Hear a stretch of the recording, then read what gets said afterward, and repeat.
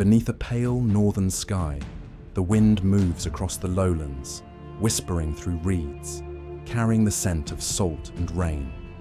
Wooden ships rest at anchor, their masts swaying like forest trunks above a sea of mist. Somewhere beyond the dunes, a bell tolls, slow, solemn, calling a people born from water to face the endless horizon once more. From those quiet shores, they would rise, merchants, dreamers, explorers, building not a kingdom of swords, but of sails. They would chase the sunrise across oceans, tracing invisible paths of wind and ambition. What began as survival would become empire. What began as trade would shape the world itself. This is a story of courage and consequence, of gold and salt, of art and silence, of a nation that conquered the sea and in the end learned to listen to it.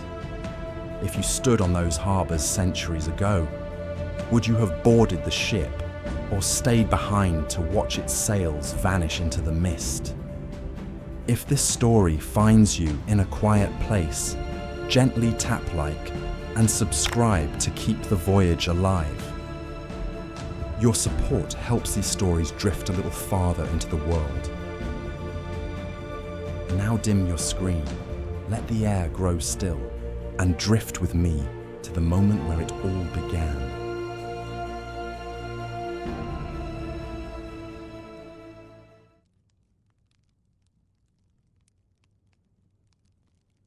It began on quiet harbours, where the smell of salt and spice lingered in the morning mist. The North Sea was restless, grey and infinite, stretching toward a horizon that seemed to breathe. Along its edges, in lands carved by wind and tide, small villages clung to the dunes. Their people built dikes against the waters, windmills against the wind, and faith against the unknown. Life here was never easy. The sea both gave and took, fish and fortune one day, floods and sorrow the next. The land was low and fragile, reclaimed inch by inch from the waters that longed to return. Yet from this fragile earth grew a people unlike any other, pragmatic, stubborn, and endlessly curious. They learned to measure time by the turning of sails, to listen for the shift of wind before the storm. And perhaps, in that quiet listening, they began to dream of a world beyond the horizon. At dawn, the harbours were alive with motion. Men in woolen coats hauled ropes slick with brine, their breath clouding in the cold air. The smell of tar, oak and smoke hung thick around the docks. Seagulls circled overhead, crying for scraps. Wooden hulls creaked softly as they rocked in rhythm with the tide, a lullaby for a nation still half asleep. The Netherlands, though it was not yet a single name, was a patchwork of provinces, each with its own pride and quarrels. Holland, Zeeland, Friesland, places bound by water, trade, and a shared defiance of it. Farmers tended fields below sea level, their homes perched on man-made mounds. Merchants bartered for herring, wool, and Baltic timber. Monks wrote in candlelight behind thick stone walls while storms raged beyond. And all the while, Europe was changing. Beyond the dunes, kingdoms rose and fell. Empires clashed under banners of faith and gold. Spain grew powerful under the Habsburg crown, stretching its reach across oceans newly crossed by daring men with names whispered in every port: Columbus, Magellan, da Gama. The age of discovery had begun, and its winds were already blowing north. But for the Dutch, discovery first meant survival. The 16th century was a time of turmoil. To the south, the Spanish crown tightened its grip, demanding taxes and obedience. To the north, Protestant ideas spread like wildfire, carried in secret by scholars and sailors. The Low Countries, became a battleground of belief, one of rebellion, art, and quiet defiance. In small towns like Leiden and Haarlem, whispers of freedom grew louder than church bells. Painters began to capture not saints and kings, but merchants and mothers, the ordinary light that touched every window pane. In taverns, men spoke of liberty, of a republic born not from monarchy, but from the sea itself. Can you imagine it? Standing by the water as the air hums with change, knowing the world you were born into is breaking apart, and something entirely new is stirring in its place. One by one, provinces rose against the Spanish. The 80 Years' War began, a struggle of faith and sovereignty that would forge the Dutch Republic. Ships once built for trade now carried cannon. Harbours that once smelled of herring now reeked of gunpowder. Yet through it all, the Dutch fought not only with muskets, but with ingenuity. They opened dikes to flood the land and drown invading armies. They used water as their shield, the sea itself as their oldest ally. And when peace finally came, it was not the peace of surrender, but of endurance.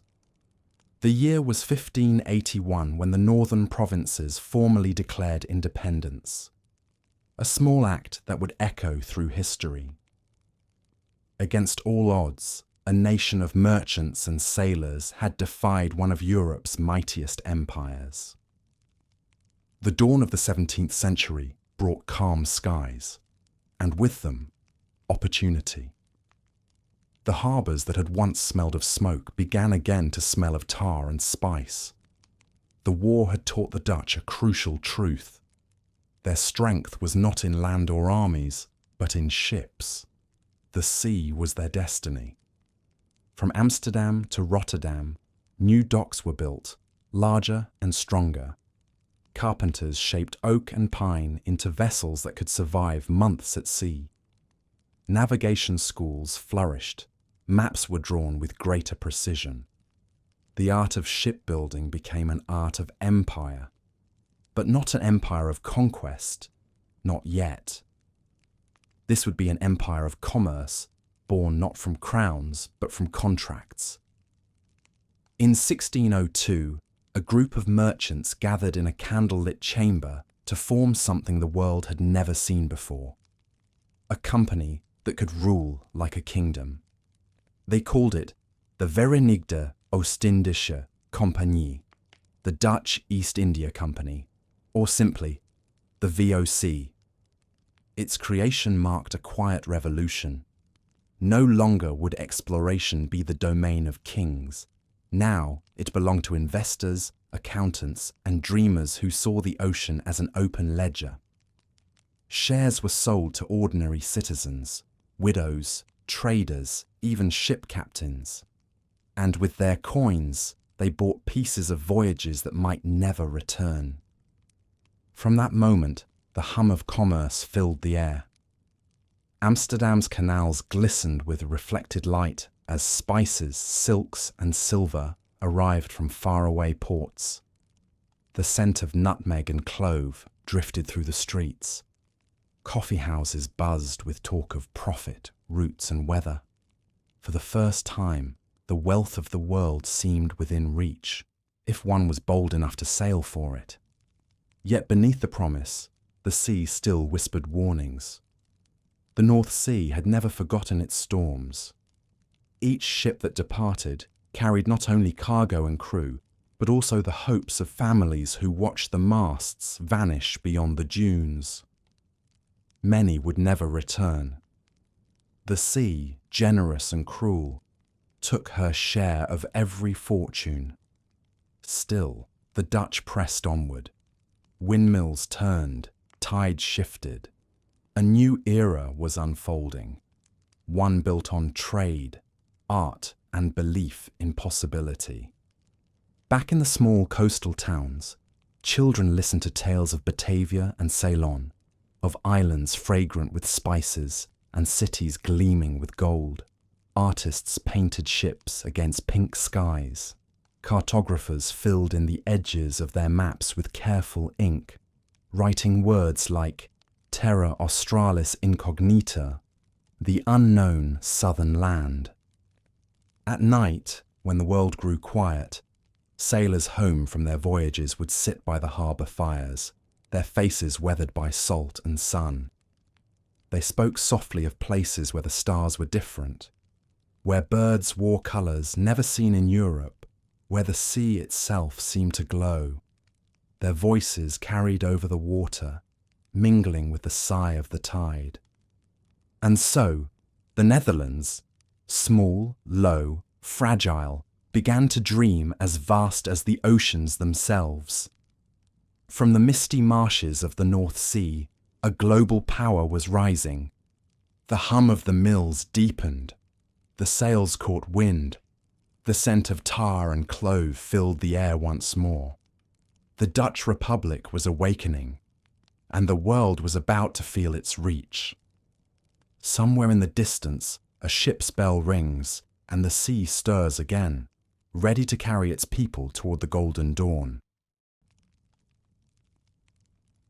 The tide was still retreating when the first light touched the harbours of the Dutch Republic. In the hush before sunrise, the sails along the quays stirred like the wings of sleeping birds. Water lapped softly against the stone, and the smell of the sea mingled with the faint sweetness of peat smoke drifting from the city's chimneys. The war was over. The land, scarred and weary, began to breathe again. The provinces that had once stood divided by language and loyalty were now bound by shared survival. Their republic was young, uncertain, and surrounded by empires that looked upon it with curiosity and caution. Yet there was strength in its fragility, a unity born not from conquest, but from endurance. Every dike, every windmill, every ship was a reminder of what persistence could build against impossible odds. Amsterdam, the beating heart of this new nation, rose from its canals like a mirror of the sea itself. Water ran through its veins, carrying goods and stories from every corner of the earth. Its warehouses stood in perfect rows, their gables sharp against the pale sky. Along the wharves, cranes swung rhythmically, lifting barrels and bales with steady grace. Bells rang across the harbour, marking the beginning of another day's trade. In those narrow streets, languages mingled like colours in water. Dutch, Portuguese, French, Arabic, Malay.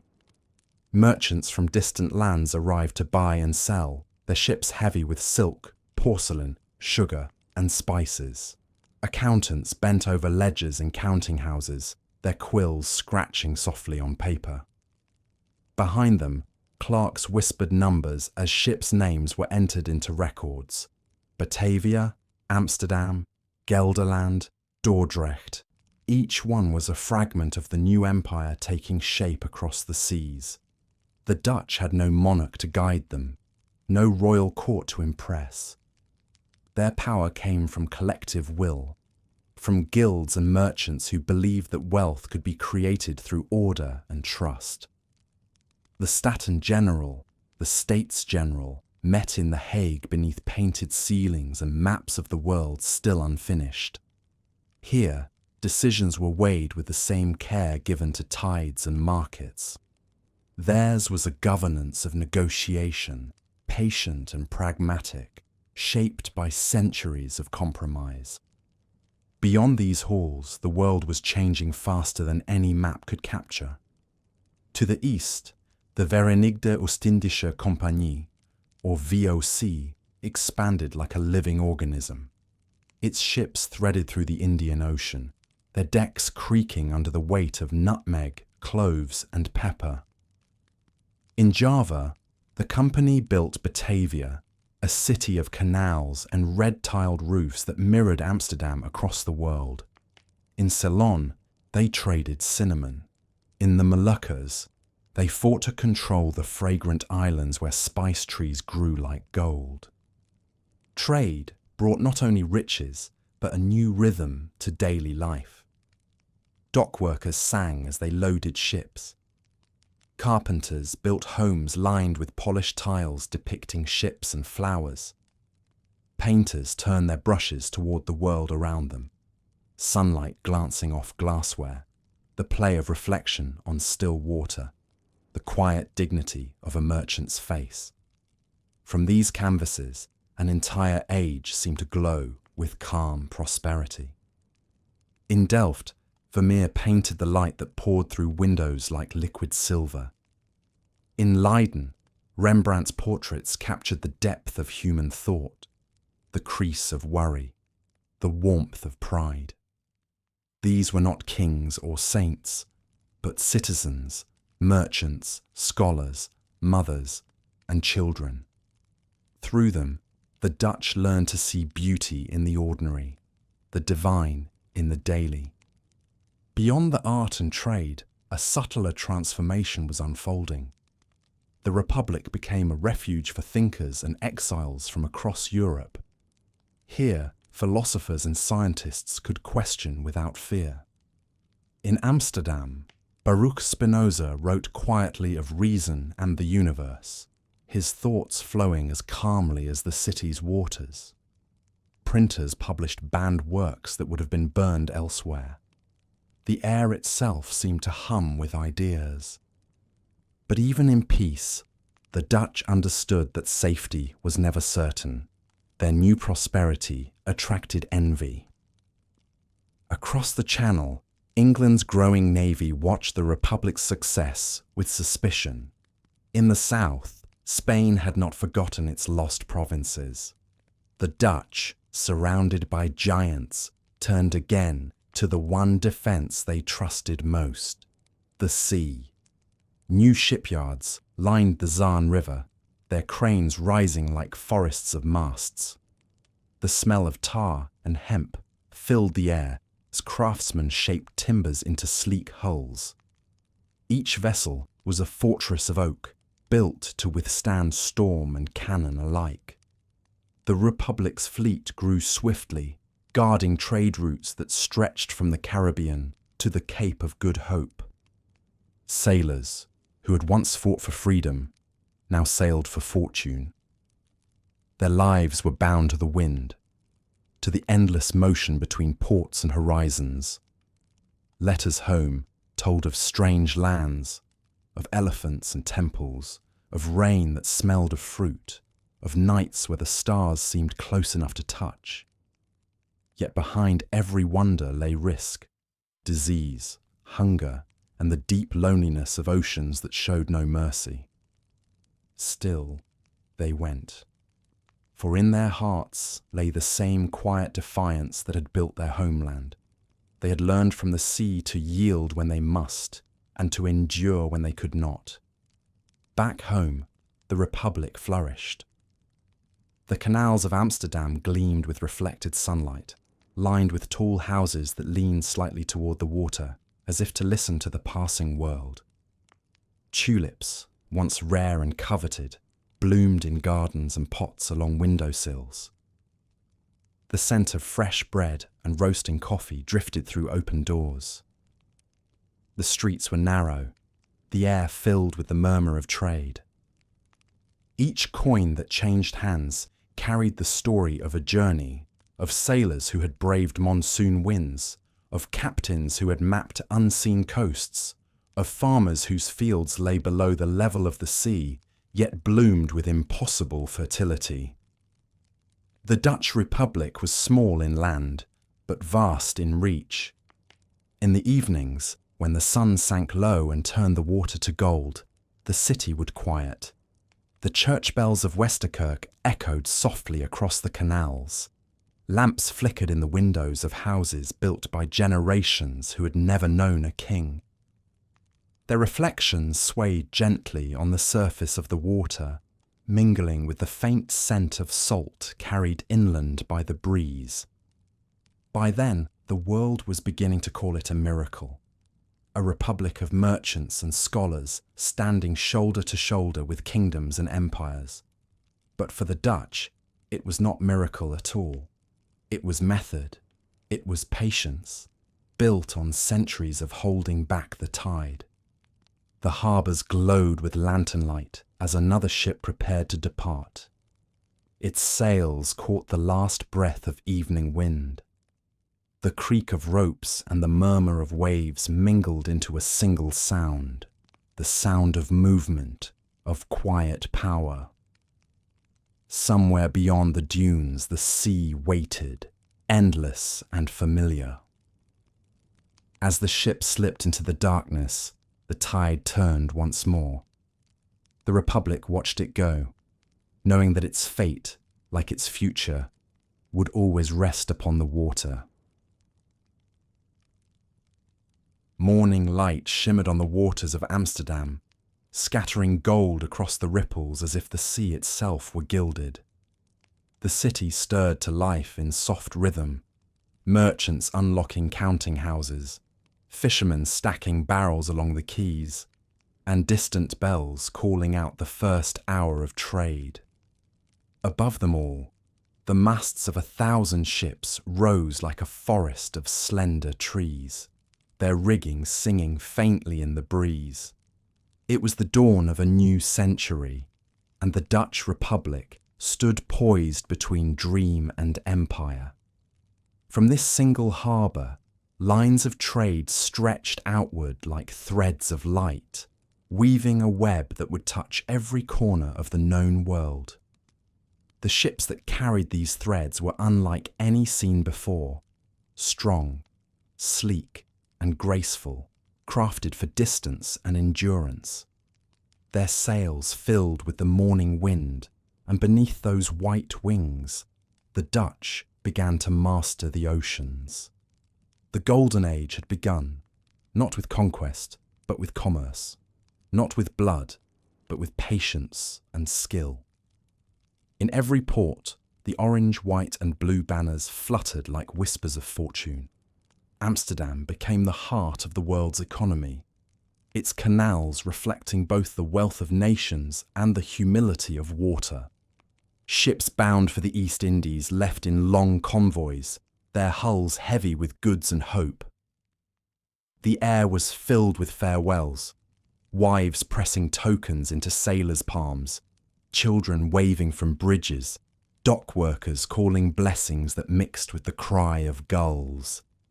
Once beyond the dunes, the sails would vanish into the grey horizon, leaving only the faint smell of tar and brine behind. For months, sometimes years, those ships would follow the monsoon winds through the Indian Ocean, tracing routes mapped by courage and necessity. They sailed past Africa's southern tip, where storms lashed the decks and the sea roared with unending fury. The Cape of Good Hope, so named by Portuguese sailors long before, became a Dutch gateway to the east. There, among the cliffs and crashing surf, the Dutch built their first outpost, a small fort where vines would one day grow and ships could restock before the final leg toward Asia. In the East Indies, the world changed shape. The air was thicker, filled with scents that clung to skin: nutmeg, cloves, cinnamon, pepper. In Batavia, the city the Dutch built upon the island of Java, the canals gleamed beneath a tropical sun. Palm fronds rustled where northern oaks would have stood, and the markets overflowed with fruit, silk, and spices piled like treasure. The ships returned from these ports heavy with cargo so valuable that each voyage could shift the fortunes of cities back home. From this trade, the Republic grew rich, yet its wealth was not loud or lavish. Dutch prosperity moved with quiet purpose, visible in well-built homes and clean streets rather than palaces. Canals curved like polished silver through the cities, reflecting the sky and the tall houses that leaned close together in tidy harmony. Inside, walls were adorned with paintings that celebrated daily life: a mother pouring milk, a merchant studying his ledger, a young woman gazing out a sunlit window. Art flourished as commerce thrived. Rembrandt van Rijn, with his mastery of shadow and light, painted faces that seemed to breathe. Johannes Vermeer caught stillness and silence as though they were colours themselves. Frans Hals, Jan Steen, and others filled the world with portraits of laughter, dignity, and human warmth. The Dutch did not paint the divine in the heavens. They found it instead in the gestures of ordinary life, in the gleam of pewter, the soft folds of linen, the steady hands of work. Knowledge, too, expanded like a tide. Mapmakers traced the contours of continents with growing precision. The journals of sailors returned to Europe filled with observations of strange stars, birds, and languages. The Dutch thirst for understanding matched their drive for trade. Scholars gathered in Leiden, Amsterdam, and Utrecht, their libraries filled with books from across the globe. In this small republic of water and wind, ideas flowed freely. And still, the ships kept coming, hundreds each year, their timbers darkened by salt and sun. They brought pepper from Java, sugar from the Caribbean, porcelain from China, and silk from Japan. The warehouses of Amsterdam overflowed, their doors marked with the seals of the VOC, the first true multinational company whose influence reached from Europe to Asia and beyond. The VOC's power was vast, yet its governance remained strangely intangible. It was not a kingdom, but a company, not ruled by kings, but by directors seated in candlelit chambers along the Amsterdam canals. They dealt in goods, but also in decisions that changed nations, where forts would rise, where treaties would be signed, where wars might quietly begin. Through their reach, the Dutch became the middlemen of the world. English wool found its way to India through Dutch ships. Spices from Indonesia were sold in Paris and Venice under Dutch flags. Their ports were doors between hemispheres, open to anyone who brought coin and curiosity. Yet even as wealth flowed inward, a quiet tension grew beneath the calm surface. The ocean, generous as it was, always demanded a price. Storms tore apart fleets. Reefs claimed hulls without warning. Disease swept through tropical ports where fevered air hung thick above stagnant water. For every ship that returned with its cargo of silver and spice, another lay silent beneath foreign waves. The Dutch faced these losses as they faced the sea, with endurance, never despair. In every shipwreck's wake, a new vessel was built, stronger and faster than the last. The rhythm of loss and renewal became as natural as the tide. At home, the canals of Amsterdam glowed with the light of lanterns reflected in water. Families gathered at tables laden with bread, cheese, and the fruits of faraway lands. The world seemed smaller, kinder, connected by trade and curiosity. Music played through open windows, and the laughter of children mixed with the low murmur of rivers that never truly slept. For a time it seemed that nothing could disturb this balance, that the Republic had found a way to live in harmony with the wind and the world. Its merchants ruled not through armies, but through the quiet force of commerce. Its artists captured the soul of ordinary days. But far beyond the horizon, other powers watched with growing envy. The English, once allies, now measured Dutch success with suspicion. France looked northward with ambition. Even as the Dutch perfected the art of trade, the shadows of rivalry began to stretch across their golden harbours. For now, though, the ships still returned under calm skies. Their sails glowed in the light of dawn, their hulls heavy with the promise of distant worlds. The sound of creaking wood and whispering ropes filled the air like a hymn. From the wharves of Amsterdam to the farthest edge of the Indies, the world moved to the rhythm of the Dutch tide. The North Sea, once feared and fought, had become their pathway to destiny. The same water that had threatened their homes now carried their dreams across oceans. And as another morning broke over the harbour, the ships of the Golden Dawn lifted their anchors. Their prows turned toward a world that seemed boundless, waiting and full of light. The wind carried the scent of faraway lands long before the ships came into view. To those waiting along the Dutch harbours, it brought faint traces of cinnamon, pepper, and the warmth of distant suns.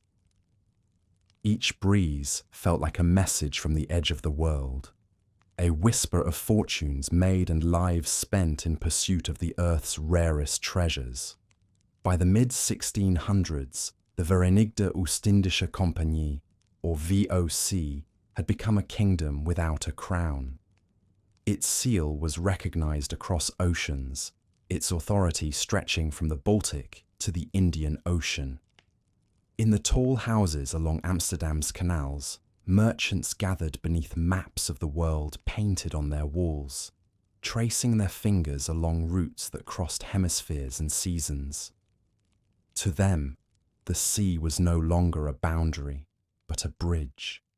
The Dutch had discovered the delicate geometry of trade winds, invisible paths that circled the globe with quiet precision. They learned when the monsoons would shift, when calm seas would return, and when to trust the silence before a storm. These winds, once feared, became partners. The ships of the VOC sailed not against the elements, but with them, following the rhythms of the world itself. The voyage east was a test of faith and endurance. From Texel to the Cape of Good Hope could take 6 months or more. Days blended together in endless motion. The creak of ropes, the slap of water against the hull, the steady hum of wind in the rigging. The air grew hotter as the ships passed the equator, and the stars changed their patterns in the sky. Many who left never returned, claimed by fever, thirst, or the deep. But for those who survived, the horizon unfolded like revelation. At the far end of this journey lay Batavia, the jewel of the Dutch East Indies. Founded upon the ruins of Jayakarta on the island of Java, Batavia was a city of canals and cobblestone set beneath a sun that burned white in the sky. Palm trees lined the roads where ox carts creaked beneath loads of spice and porcelain. The air was thick with sound, the calls of vendors, the clatter of ships unloading at the docks, the slow rhythm of tropical rain on tiled roofs. Here, the Dutch sought not only profit but permanence. Forts rose along the coasts, warehouses multiplied. From Ceylon to Ambon, from Formosa to Makassar, the VOC built a chain of strongholds that linked one horizon to the next. Each post was a node in a web of commerce and control, guarded by soldiers, governed by merchants, and bound by the laws of distance. The most coveted of all were the Moluccas, the legendary Spice Islands. There, nutmeg trees grew in the humid valleys, their fruits split open to reveal the scarlet threads of mace. Clove trees perfumed the air with their warm sweetness. The Dutch moved swiftly to secure these treasures, negotiating treaties, building forts, and sometimes fighting rivals who had come before. The English, the Portuguese, and local sultanates all sought the same fragrant prize. In time, the VOC's red and white flag fluttered above nearly every harbour of the Indonesian archipelago. Ships departed daily for Banda, Ternate, and Tidore, their holds filled with spices worth more than silver. These tiny islands, only specks on a map, became the heartbeat of global trade. From them came the aromas that filled the markets of Amsterdam. the fragrances that perfumed the homes of Europe, and the fortunes that built its art and architecture. Yet, beneath the gleam of success lay a quieter story, one of cost and consequence. To control the spice trade was to control people, and control demanded force. The Dutch, like other empires, began to shape the lands they touched in their own image. Villages were moved, alliances forged and broken. In the Banda Islands, resistance was met with violence. Fields once wild with nutmeg were planted under guard. The company's rule brought both order and loss, prosperity for some, sorrow for many. Still, trade flourished. Ships moved along routes that stretched in a graceful arc across the globe. Eastward for spices, westward for silver. The Dutch did not mine the earth for wealth. They gathered it in motion. Silver from the New World passed through Amsterdam to pay for goods from Asia, and those goods, in turn, crossed oceans again to adorn the tables of Europe's elite. The world's economies began to turn like the gears of a single clock, and at its centre, the Dutch merchants listened for every tick. Back in the Republic, the prosperity was tangible but understated. The streets of Amsterdam gleamed with polish and precision. Canals curved in graceful order. Bridges arched like the spines of swans. Inside, the wealthy displayed their fortunes not in jewels or crowns, but in finely woven carpets, cabinets of rare wood, and paintings that captured the serenity of daily life. A loaf of bread on a table, a pewter jug reflecting morning light. These simple images carried the quiet confidence of a people who believed the world's beauty could be found in balance. In the evenings, candlelight shimmered on the waters outside tall windows. The city, built upon piles driven into soft earth, seemed to float between reflection and reality. From every dock came the sound of movement, barrels rolling, ropes tightening, the soft tread of sailors preparing for another departure. The rhythm of trade had become the rhythm of life. Even those who never left the homeland felt the pulse of distant seas. Coffee houses filled with the aroma of beans brought from Yemen. Merchants compared tales of Batavia's heat and Ceylon's cinnamon gardens. Children played with shells and corals that had travelled farther than most people would ever dream to go. The world's edges were closing in, and Amsterdam sat calmly at the centre. Meanwhile, in the east, Batavia grew ever busier. Streets teemed with traders from China, India, Arabia, and Japan. The Dutch presence there became both familiar and foreign, a European city transplanted into tropical soil. Gardens bloomed beside canals. Churches stood beside palm groves. The governor's mansion faced the sea, its verandas open to the breeze. From its windows, ships could be seen arriving and departing with mechanical precision, each one marked with the insignia of the VOC. But the company was no longer merely a trader.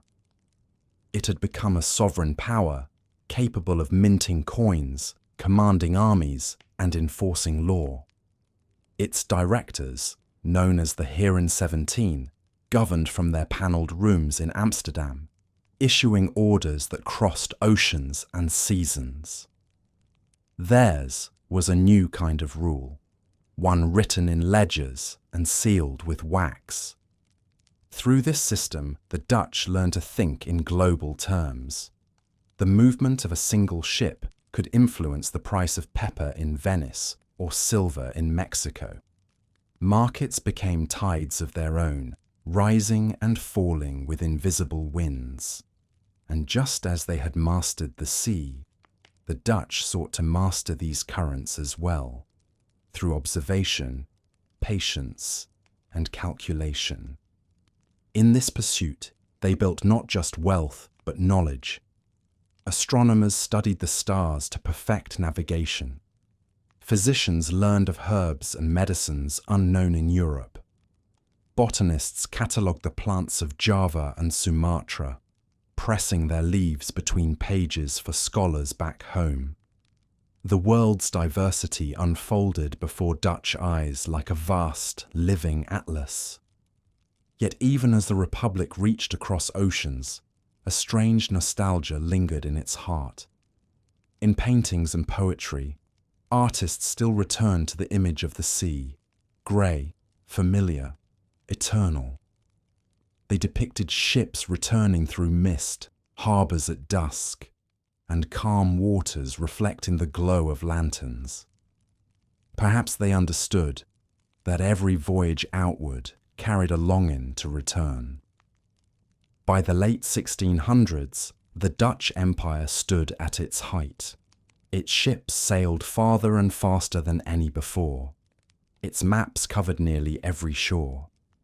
The spice that once sparked wars was now a common fragrance in European kitchens. Wealth flowed through its canals like a second tide. Yet beneath this calm surface, change was already stirring. Rivals watched, learning from Dutch example. Empires never sleep, and the wind is never owned. As the sun set over Batavia, the air cooled, and the city's canals turned to mirrors of copper and rose. Lanterns flickered on the decks of anchored ships, their reflections trembling like distant stars. The sailors leaned against the rails, listening to the hum of insects and the soft lap of water against the hull. Somewhere beyond the horizon, another fleet was forming, another dream of trade and empire ready to test the winds. The Dutch had built their dominion upon motion, on the endless exchange between sea and shore, giving and taking, arriving and departing. And for a moment in history, they seemed to have found the perfect balance, the harmony of sail and storm, of fortune and fragility. As night deepened over the Indies, a breeze moved gently across the harbour, carrying the mingled scents of salt and spice. The silver winds that had once borne their ships across the world sighed softly through the palms.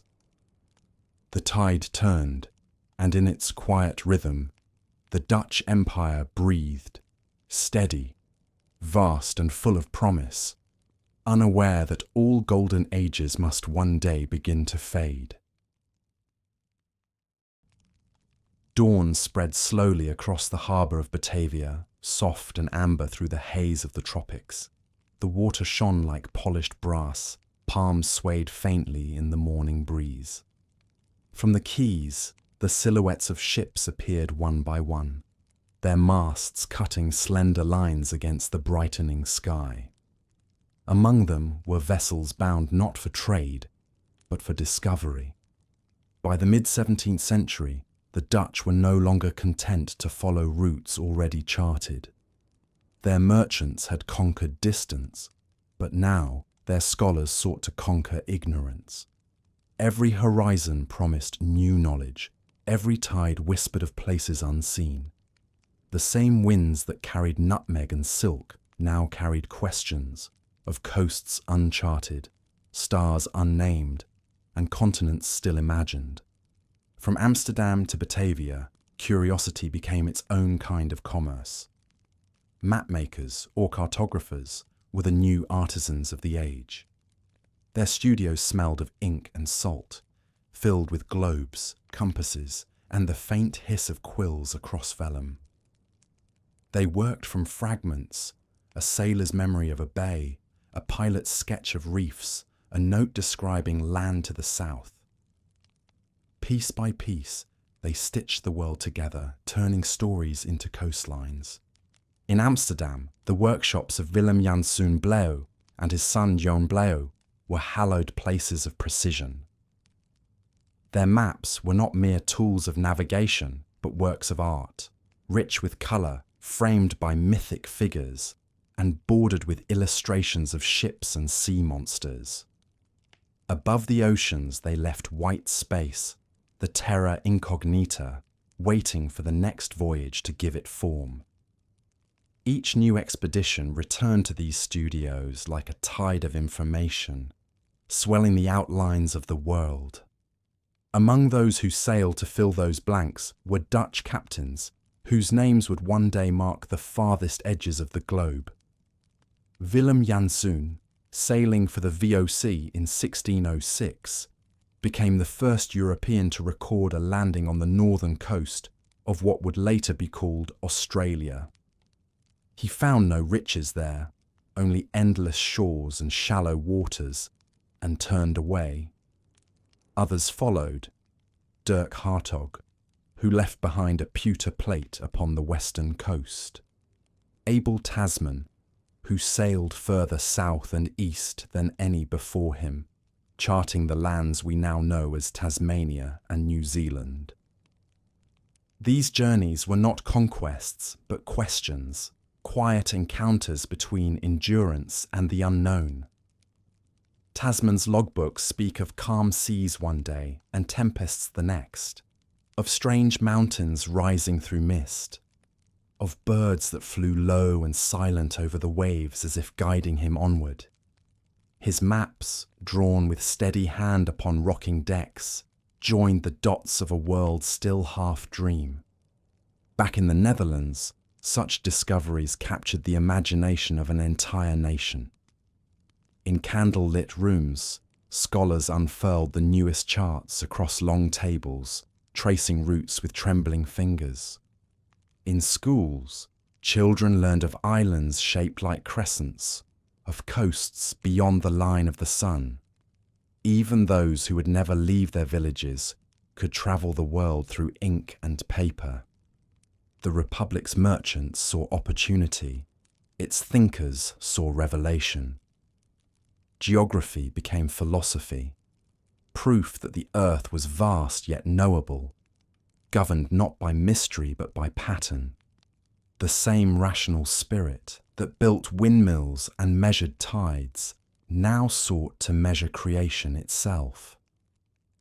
Printing presses multiplied this knowledge. Atlases travelled across Europe, spreading the Dutch vision of the world, orderly, detailed, confident. To hold a Bleo Atlas was to hold the sum of the age's ambition. Art, science, and exploration bound between covers of leather and gold. These maps were sent to kings, universities, and explorers alike, shaping how the next century would see the planet. But the work of exploration was not confined to distant oceans. Within the Netherlands, minds turned inward as well, charting the invisible landscapes of mathematics, astronomy, and anatomy. Observatories rose beside canals. Lenses polished in small workshops revealed the heavens in new clarity. Christian Huygens, son of a diplomat, watched the skies and discovered the rings of Saturn, his telescope cutting through the darkness of night, much as Dutch ships cut through the fogs of the sea. Each discovery reflected another, the curve of a planet echoing the curve of the Earth's edge on a map, the order of the stars mirroring the order of trade routes and tides. Knowledge became the Republic's truest empire, one built not on land but on understanding. In Batavia, the spirit of mapping took on a different rhythm. Surveyors waded through rice fields and jungles, sketching the shapes of islands and rivers under the weight of humid air. Their instruments gleamed in the sun, their notebooks filled with careful lines and numbers. To the local people who watched them, these men seemed both fascinated and strange, marking the world as if it could be captured in ink. Yet even amid ambition, there was wonder. Many Dutch sailors kept diaries not of profit, but of beauty. Coral reefs shining like gardens beneath the waves, volcanic peaks wreathed in silver cloud, villages where music drifted across the water at dusk. They wrote of constellations unknown to northern skies. the Southern Cross glowing low above the horizon. A promise and a mystery all at once. The knowledge they brought home changed more than maps. It altered the Dutch imagination itself. Painters began to include exotic shells, parrots, and oriental carpets in their still lifes. Scientists studied the currents that connected oceans, realizing that the world's waters moved as one vast body. The Dutch, who had long wrestled with the sea at their doorstep, now understood it as a single living force encircling the globe. But every revelation carried its shadow. The same routes that brought knowledge also carried conquest. The same charts that guided discovery also guided domination. As Dutch influence expanded, so did the moral questions whispered behind closed doors. Could the world truly be mapped without being changed? Could curiosity remain innocent when profit followed so close behind? In the quiet of Amsterdam's libraries, some began to sense the weight of what they had made. A world no longer infinite, its mysteries slowly replaced by measurement. The maps grew fuller, yet somehow the imagination felt smaller. The once blank spaces that had glowed with promise were now filled with names and lines. Still, the work continued. Each voyage added a curve, a cape, a cluster of islands. The planet was becoming a single story, and the Dutch were among its chief narrators. They charted coastlines that would one day bear the flags of other nations. Their ink would guide explorers for centuries. By the late 1600s, Amsterdam had become the capital not just of trade, but of understanding. Scholars corresponded with colleagues in Paris and London, their letters carried by the same ships that bore spices and porcelain.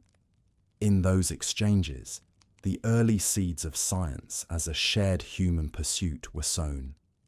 At night, the city slept beneath the sigh of the wind and the faint creak of ships at anchor.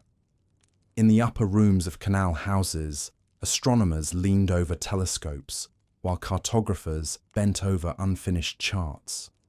Candles burned low. The sound of pen on parchment mingled with the distant cry of gulls. The world outside had never felt so large, nor so near. The maps of the Dutch Golden Age were more than records. They were dreams rendered visible. They spoke of faith in reason, of the belief that patience and observation could illuminate the unknown.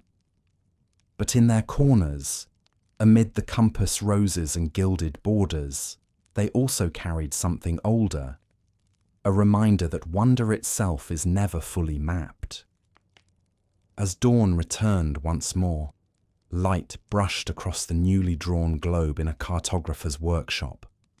The ink had barely dried, yet already it seemed to shimmer, alive with promise.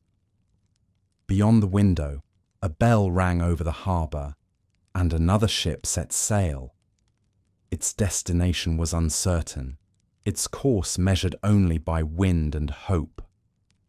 And so the Dutch Republic, perched upon its low lands beside the restless sea, continued to draw the boundaries of the known world, guided by curiosity, shaped by courage, and forever listening to the whispers that drifted from horizons still unseen.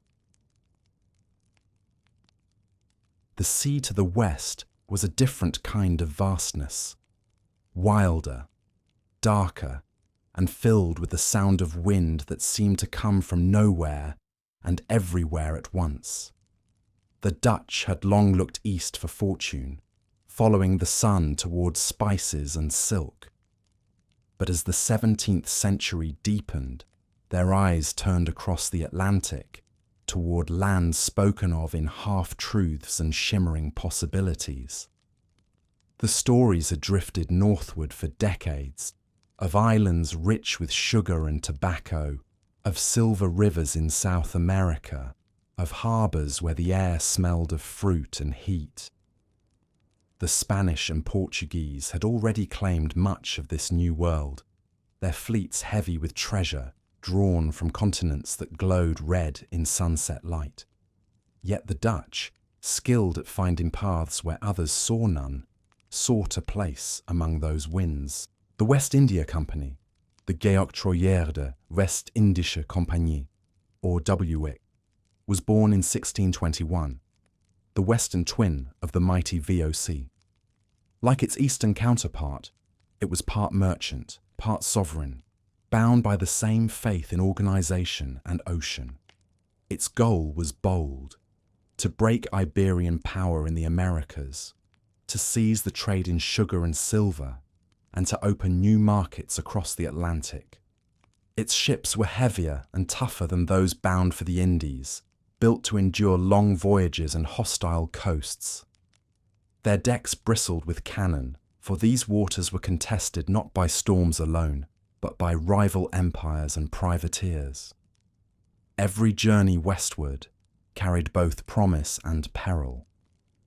From the ports of the Dutch Republic, fleets set sail under skies streaked with gulls and gold. They followed the trade winds past the Azores and down toward the equator, where the heat thickened and the sea turned the colour of polished steel. After months at sea, the first glimpses of land came. Green hills rising from the haze, palm trees bending above beaches of white sand.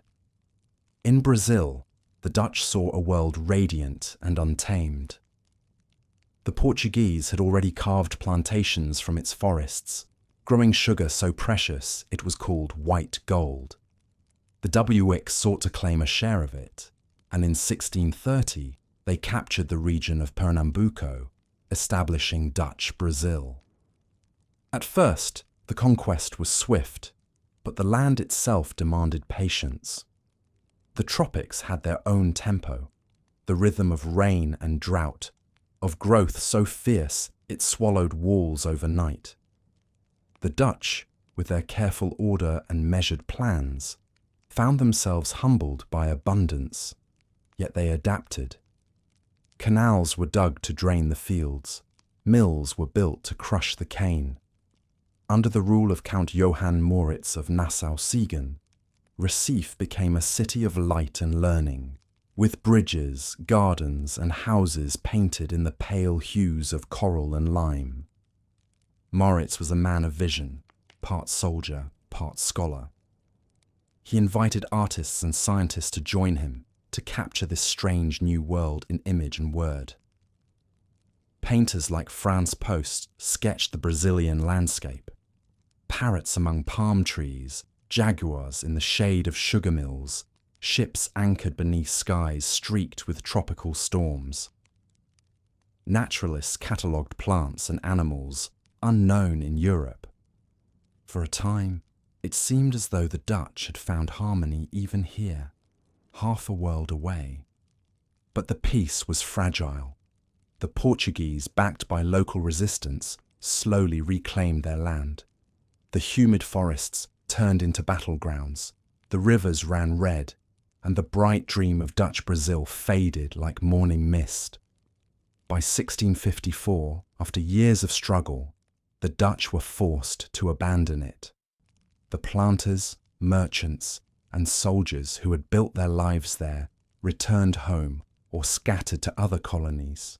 Suriname, Curaçao, Aruba, and St. Eustatius, where the WIC's influence continued to grow. Suriname, on the northern shoulder of South America, became the Dutch Republic's richest western colony. Its rivers ran slow and brown beneath canopies of green that seemed endless. Here, sugar plantations stretched toward the horizon, their fields shimmering under the weight of the sun. The mills never stopped turning, powered by wind, water, and lives. It was in these colonies that the Dutch, like so many European powers, became entangled in one of history's deepest wounds, the Atlantic slave trade. Ships that left Amsterdam and Middelburg carried goods to Africa's coast. Cloth, tools, weapons, and beads. There, along the forts of the Gold Coast, in places such as Elmina and Goree, human lives were traded in exchange. From those shores, thousands were forced aboard ships bound for the Caribbean and the Americas, their journeys marked by suffering beyond measure. In the calm voice of history, such truths are easy to soften. But beneath the quiet of the Dutch Golden Age, the hum of commerce was joined by the cry of the enslaved. The sugar that sweetened European tables came from their labour. The wealth that adorned Amsterdam's canals was tied to their pain. The WIC's ledgers recorded it in neat lines, numbers without names, profit without memory. Yet even within that darkness, there were sparks of humanity that flickered and endured. Among the enslaved communities of Suriname and Curaçao grew traditions of resilience, languages woven from many tongues, songs that carried hope across generations. Some escaped into the forests, forming maroons, free settlements hidden in the green labyrinth, where life was rebuilt in defiance of empire. In Curaçao, trade and culture intertwined. The island's harbour at Willemstad became one of the Caribbean's busiest ports, its pastel houses reflected in blue water. Sephardic Jewish merchants, many of them refugees from Iberia, helped shape its economy and identity. Churches stood beside synagogues, markets beside shipyards. It was a crossroads, a small island pulsing with the rhythm of global exchange. Farther north, another experiment had taken root decades earlier, one that would leave a name echoing into modern memory. In 1626, Dutch settlers purchased a narrow island at the mouth of a great river from the local Lenape people. They called it New Amsterdam. There, on the southern tip of Manhattan, they built a town of wooden houses, windmills, and a fort. It was a trading post first and a dream second, a place where beaver pelts and tobacco flowed, where ships from Africa, Europe, and the Caribbean met in a single harbour. Life in New Amsterdam was rough and restless. The winters were cold, the summers hot, the soil stubborn. Yet the settlement thrived on diversity. Dutch, English, French, African and indigenous voices mingled in its narrow streets. The colony's laws, drawn from the Dutch Republic's principles of commerce and tolerance, allowed freedom of religion and speech rare for the age. A synagogue stood beside a tavern. Markets bustled beside the church. For a few decades, it was a small reflection of Amsterdam itself, open, ambitious, imperfect, alive. But like Dutch Brazil, it would not remain theirs. In 1664, English warships appeared at the mouth of the Hudson River. The Dutch governor Peter Stuyvesant faced overwhelming odds and surrendered without bloodshed. The English renamed the colony New York, and a new chapter of empire began. The loss of New Amsterdam was bitter, but not ruinous. The Dutch had built something more enduring than colonies, a network of trade that could survive the shifting of flags. Even without dominion, their ships remained indispensable, their merchants the silent partners of empires larger than their own. The Atlantic routes they had opened continued to pulse with life, carrying goods, people, and ideas in both directions. Back in the Netherlands, the wealth of the Western Voyages mingled with that of the East. The Amsterdam Exchange Bank, the first true central bank, held deposits from across the world. Its vaults gleamed with silver from Mexico and gold from Guinea. Markets buzzed with speculation and news of distant lands. On quiet evenings, candlelight flickered across maps, where oceans once blank still glowed with ink. But behind the hum of prosperity was the whisper of change.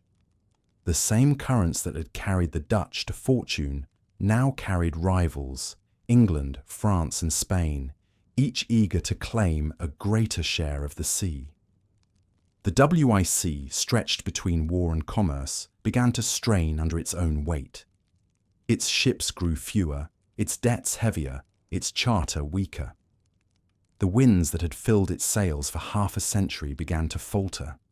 And yet, even in decline, the Dutch presence lingered across the Western world, in names, in architecture, in the quiet echo of traditions that crossed the ocean. The canals of Amsterdam found their mirror in those of Paramaribo and Willemstad. The tolerance of the Republic echoed faintly in the diverse faiths of the Caribbean. As night settled over the Atlantic, the water gleamed under a pale moon. Somewhere between continents, a Dutch ship drifted in steady rhythm, its sails dark against the stars. The men aboard could not know that they were part of something far larger than trade, that their voyages were weaving together the very fabric of the modern world. The western winds whispered softly across the waves, carrying the scent of sugar and salt, of loss and endurance. In their wake, the story of the Dutch Empire continued, not in the thunder of conquest, but in the quiet persistence of those who moved with the tides, believing that even on distant shores, the horizon was only the beginning. The wind on the Hudson River was softer than the sea, carrying the scent of pine and damp earth. In the early 17th century, the shoreline was wild and green, a tangle of forests, marshes, and gentle hills. Deer moved silently among the trees, and eagles drifted over the estuary, where salt and fresh water mingled in a long silver breath. Into this stillness came the sound of sails, of creaking masts and wooden hulls moving against the tide. The Dutch had arrived. They called this river the Noord-Rivier, the North River, and the land surrounding it New Netherland. Far upriver lay fortresses of rock and forest that seemed to watch the newcomers from afar. To the south, at the river's mouth, a narrow island jutted into the harbour like an outstretched hand. It was here that they chose to settle. In 1626, Peter Minuit, director of the Dutch West India Company's colony, made an agreement with the local Lenape people. In exchange for trade goods, iron kettles, cloth, and trinkets, the Dutch received the right to inhabit the island. They named it Manhattans. Later generations would tell that it was bought for 24 guilders worth of trade goods, though such a number was little more than legend. What mattered was the beginning, a handshake across worlds, a fragile understanding between old earth and new. The settlement that rose upon those shores was small and orderly. Wooden palisades encircled it. Narrow streets ran toward the harbour. At its heart stood Fort Amsterdam, a sturdy bastion of timber and earth, its cannons watching over the broad bay. Around it grew houses with steep roofs and shutters painted in deep greens and reds, built in the same simple elegance as those along the canals of Holland.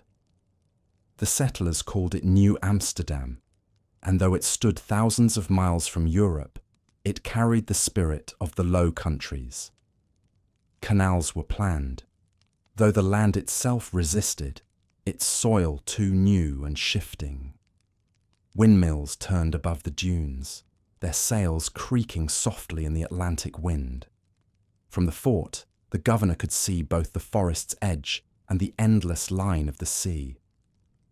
Life here was rough, but not without comfort. In the mornings, mist rose from the river and drifted through the settlement, softening the sound of hammer and saw. The air smelled of salt, resin, and smoke from peat fires. Traders moved along the wharves, their voices mingling in Dutch, French, and English. The colony was small, yet its harbour was already a meeting place of nations. Ships came from Amsterdam and Zeeland, their holds filled with tools, bricks, and barrels of salted herring. They returned with furs, timber, and tobacco. The beaver pelts were the colony's lifeblood, soft, valuable, and sought after by markets across Europe. Trappers pushed inland along the rivers, trading with indigenous nations, the Mohawk, the Mohican, the Munsee, who knew these lands far better than any newcomer. The exchange was cautious, pragmatic, built on mutual need rather than conquest. New Amsterdam was, from the beginning, a place of diversity. There were Dutch and Flemish settlers, Walloons and Germans, Africans, some enslaved, others free, and indigenous families who came to trade. In 1640, the colony even granted a small plot of land to free black families, making them among the first free landowners of African descent in North America. Jews fleeing persecution in Brazil found refuge here as well, despite resistance from some colonial leaders. The town's laws, rooted in the Republic's principles of tolerance and trade, allowed a freedom rare in that age. Yet the colony was far from serene. The land was demanding. Winters were harsh, and summers heavy with insects. The West India Company's governors ruled with an eye fixed more on profit than on comfort. Disputes over property and religion were frequent, and isolation bred both independence and discontent. The settlers were merchants and farmers, not soldiers. They built their community as they built their ships, with patience, compromise, and quiet resilience. One of New Amsterdam's most memorable leaders was Peter Stuyvesant, a man of fierce discipline and unbending faith. Appointed in 1647, he arrived with a wooden leg bound in silver bands, the mark of an injury suffered in the Caribbean. Stuyvesant ruled with the precision of a drill master and the pride of a sailor who had never learned to yield. Under his command, the fort was strengthened, streets were laid, and laws were enforced with firm hand. He could be harsh, yet his devotion to order brought stability. He expanded the colony's boundaries, reaching north toward the settlements of Breukelen, Haarlem, and New Utrecht, names that would one day echo in another language. He built a wall along the northern edge of the town to guard against potential attacks. In time, that wall would vanish, leaving only its memory in the name Wall Street. Under Stuyvesant's watch, New Amsterdam flourished modestly. The harbour bustled with ships, their flags snapping in the wind, markets filled with goods from across the Atlantic, grain, fish, sugar, tobacco. Children played along the shore while their parents bartered beneath awnings. The colony, though small, pulsed with the same rhythm that beat through Amsterdam itself, the heartbeat of trade. But across the sea, rival powers watched. The English, whose colonies stretched along the Atlantic coast, viewed the Dutch presence with envy. They saw a rich harbour commanding the entrance to the Hudson River and a settlement that linked the north and south of the continent. To them, New Amsterdam was a prize waiting to be taken. In the summer of 1664, 4 English warships sailed into the bay. Their guns glinted in the sunlight as they anchored just beyond the fort's range. Inside the palisades, panic rippled through the settlement. Stuyvesant, proud and stubborn, urged resistance, but his soldiers were few, his walls old, and the townspeople weary of war. Merchants and families pleaded for peace. They had come to trade, not to fight. After days of tense silence, Stuyvesant surrendered, no blood was shed. The English took possession of the town and renamed it New York in honour of the Duke of York, brother to King Charles II. The Dutch flag was lowered, the English raised, and the harbour's waters shimmered as if to wash away the memory of conquest. Yet even as names changed, the spirit of the place remained. The grid of narrow streets, the tolerance of its people, the rhythm of trade, all endured. The Dutch influence lingered in architecture, in law, in the habit of openness that would one day define the great city's character. Many Dutch families stayed, their lives continuing much as before. Churches still held services in Dutch. Ships still came and went under the watch of familiar hands. And though the colony was now English by decree, its foundations remained Dutch in soul, practical, cosmopolitan, quietly free. Back in the Netherlands, news of the loss was met with resignation rather than outrage. The Republic's attention was drawn eastward again, toward the Indies and their endless promise. Yet the memory of New Amsterdam lingered, a small reminder of what might have been. A republic reborn on the edge of a new world. Decades later, when travellers from Europe entered New York Harbour, they would still note something of its Dutch origins. The layout of streets, the sound of certain surnames, even the curve of the gables on old houses, all spoke of a distant homeland where water and wind ruled life. The city grew, but its first foundation stones, laid by hands that had known the North Sea's storms, remained beneath it all. In quiet hours, when the mist rolled in from the river, one could almost imagine the shape of that earlier town. The wooden fort, the smell of peat smoke, the sails in the harbour, the murmur of many tongues. New Amsterdam had been small, but it had contained a seed, a way of seeing the world as a meeting place, not a boundary. And perhaps that was the Dutch gift to the Americas, the belief that commerce and community could coexist, that tolerance was not weakness, but wisdom. From that small settlement grew a city that would one day embrace every nation, every voice. As twilight settled over the water, the river shimmered like glass. Lanterns flickered along the wharves. The cries of traders gave way to the rhythm of the tide. Somewhere in the distance, a bell tolled, slow, steady, echoing over the harbour that had seen so many sails come and go. Above the city, stars appeared. The same stars that once guided ships from Amsterdam across the endless sea. They watched in silence as the world turned, as New Amsterdam became New York, as history flowed onward like the Hudson itself, deep, patient, and full of dreams. The light of the Dutch Golden Age was unlike any other, soft, silvery, and infinite.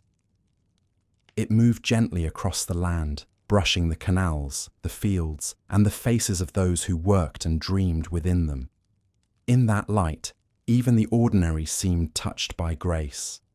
The century that followed the Republic's struggles and voyages became one of quiet splendour, a time when art and prosperity flowed together like twin rivers.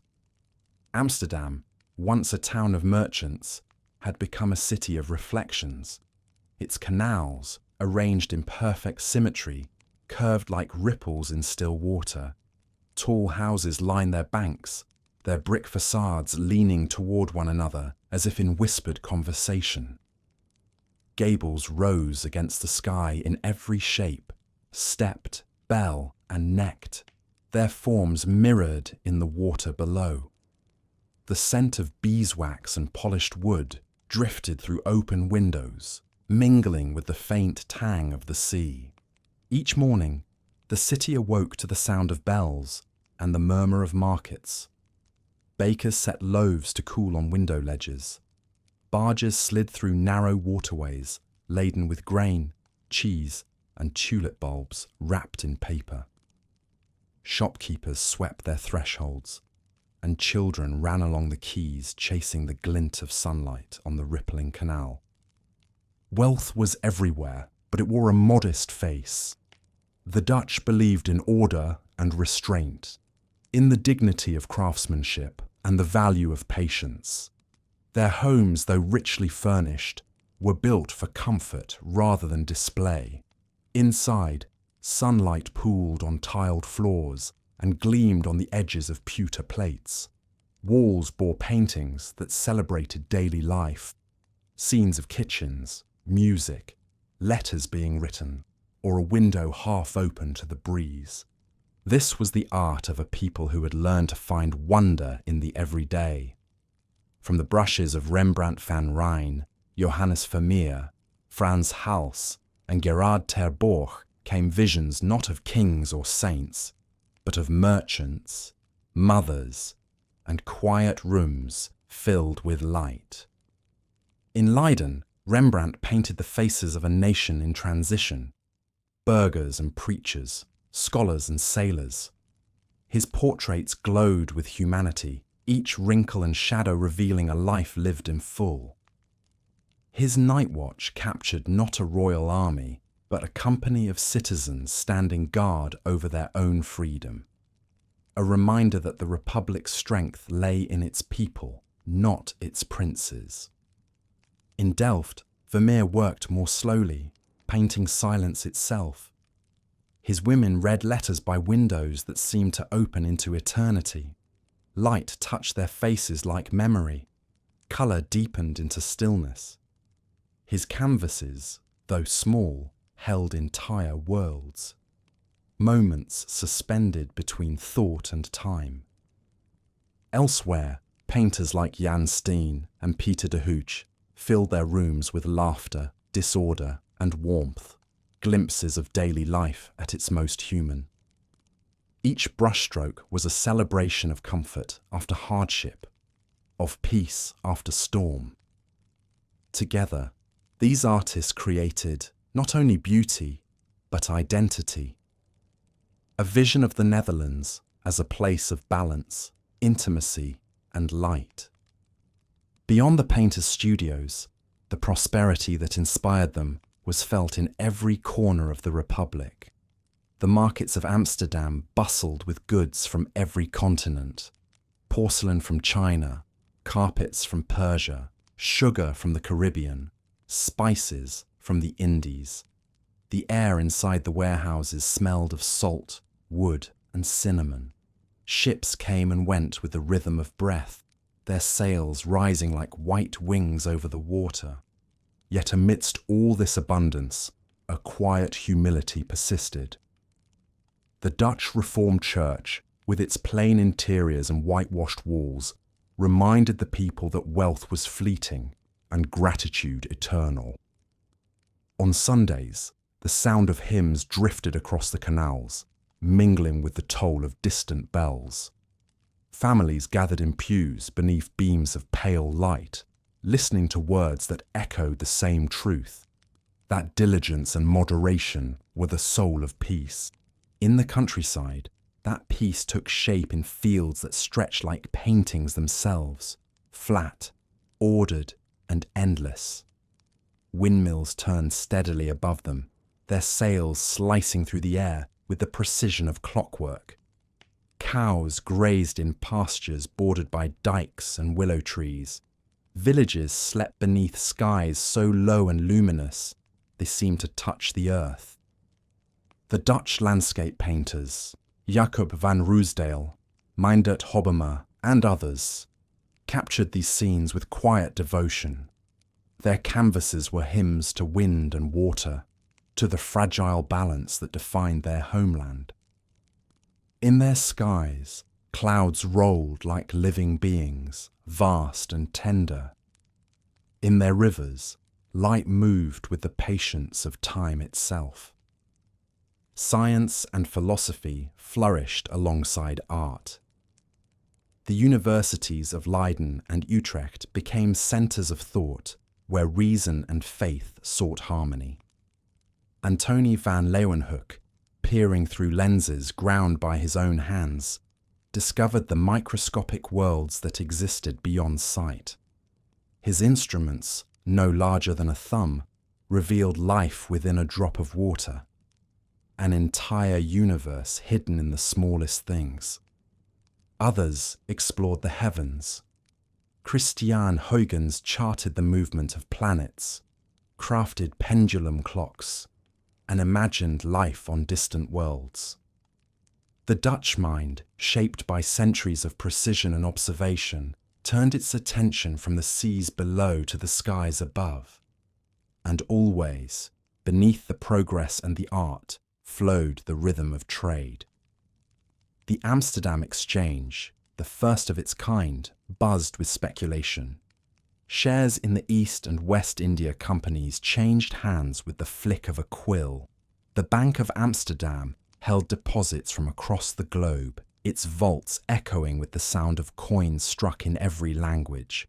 Yet despite the hum of commerce, the city never lost its gentleness. Its power was measured not by armies, but by the steady pulse of its people at work.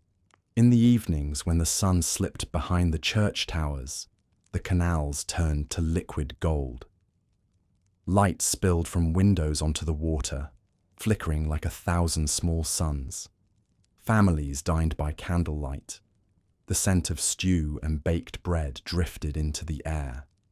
Street musicians played soft tunes on viols and flutes, their notes carried by the breeze. The city glowed with a warmth born of contentment, the calm joy of a nation that had built beauty from endurance. But even in this age of balance, the Dutch understood how fragile harmony could be. The very water that nourished their land still threatened it. The winds that filled their sails could just as easily bring ruin. They built their lives as they built their dikes, with care, vigilance, and faith that effort could hold back disaster. To live in the Netherlands was to live in partnership with uncertainty, and perhaps that was why the Dutch learned to cherish simplicity. A loaf of bread, a window of light, the sound of rain against a roof, these were treasures enough. As night fell, the bells of Westerkerk rang softly across Amsterdam. Their echoes drifted over the sleeping city, mingling with the whisper of wind through masts and trees. Reflections shimmered in the still canals. Bridges arched like crescents of moonlight, and the water carried them gently toward the sea. For a time, it seemed the Republic had achieved what it had always sought: balance between wealth and humility, power and peace, art and life. The Golden Age was not loud. It was tender, luminous, and calm, like the glow of candles mirrored in glass. And though storms would one day come again, their memory could not dim this moment. When the Dutch Republic, born from struggle and sea, stood quietly at its height, a world bathed in light and reflection. The air above the North Sea changed. What had once been a steady breeze, faithful and familiar, began to twist with new restlessness. The same wind that carried Dutch ships to fortune now bore the scent of rivalry, sharp, metallic, and inevitable. For half a century, the Dutch Republic had ruled the waves through skill, patience, and the quiet mastery of trade. Its ships reached every shore, its markets set the pulse of Europe. But wealth breeds envy, and calm seas cannot last forever. Across the Channel, England watched the Dutch rise with narrowing eyes. The two nations, alike in spirit and separated by only a few hours' sail, were bound by trade, yet divided by ambition. Both were maritime powers, both Protestant nations, born from struggle, and both believed that the sea was their destiny. The first signs of friction came not with gunfire, but with parchment and ink. England's Navigation Acts of the 1650s declared that only English ships could carry goods to English ports, a blow aimed squarely at Dutch merchants, whose fleets had long served as Europe's carriers. To the Dutch, who had built their prosperity on the freedom of the seas, it was more than an insult. It was a challenge. Harbours once filled with the hum of trade began to echo with the hammering of shipwrights. New vessels took shape along the quays, sleek, strong, and ready for war. Cannons were cast in foundries that had once forged anchors. Sailors practiced drills beneath skies heavy with rain. The Republic, so long defined by commerce, now turned once more to defence. The First Anglo-Dutch War began in 1652, a conflict born of rivalry but fought with the precision of old professionals. The sea between England and Holland became a chessboard of sails and smoke. Battles flared and faded across the waves, each one leaving behind a trail of wreckage and silence. Among the Dutch commanders, none was more respected than Martin Tromp, an admiral whose calm under fire had become legend. He was a man of quiet words and steady courage, a sailor who knew the sea as one knows a friend. At the Battle of Dungeness, his fleet swept through the English line with such grace and fury that it seemed the wind itself had chosen sides. Yet the war was long and costly. England's ships were larger, its resources deeper. The Dutch, though skilled, found their trade disrupted and their harbours strained. In 1653, Tromp fell in battle, struck by musket fire as his fleet fought off the coast of Scheveningen. It was said that when the news reached Amsterdam, the bells of every church tolled in mourning. The sea had taken one of its own. Peace came soon after, uneasy and incomplete. The Treaty of Westminster ended the fighting, but not the rivalry. Both nations emerged wary, watching the other across the Channel's grey expanse. The Dutch returned to trade. The English rebuilt their fleet. Beneath the surface of commerce, the tide of competition still moved. For a few years, the winds calmed again. Amsterdam's merchants reopened their ledgers. Painters once more filled their canvases with light. But history, like the sea, has its currents, and the next storm was already forming. In 1665, under King Charles II, England struck again. The Second Anglo-Dutch War began with the thunder of cannon and the cry of gulls startled from the cliffs. The battles were fierce, fought in waters churned white with foam and fire. Among the Dutch admirals now stood Michiel de Ruyter, a name that would live for centuries. Broad-shouldered and unpretentious, de Ruyter was the son of a Zeeland sailor who had risen through skill and honour alone. His crews adored him for his calm strength.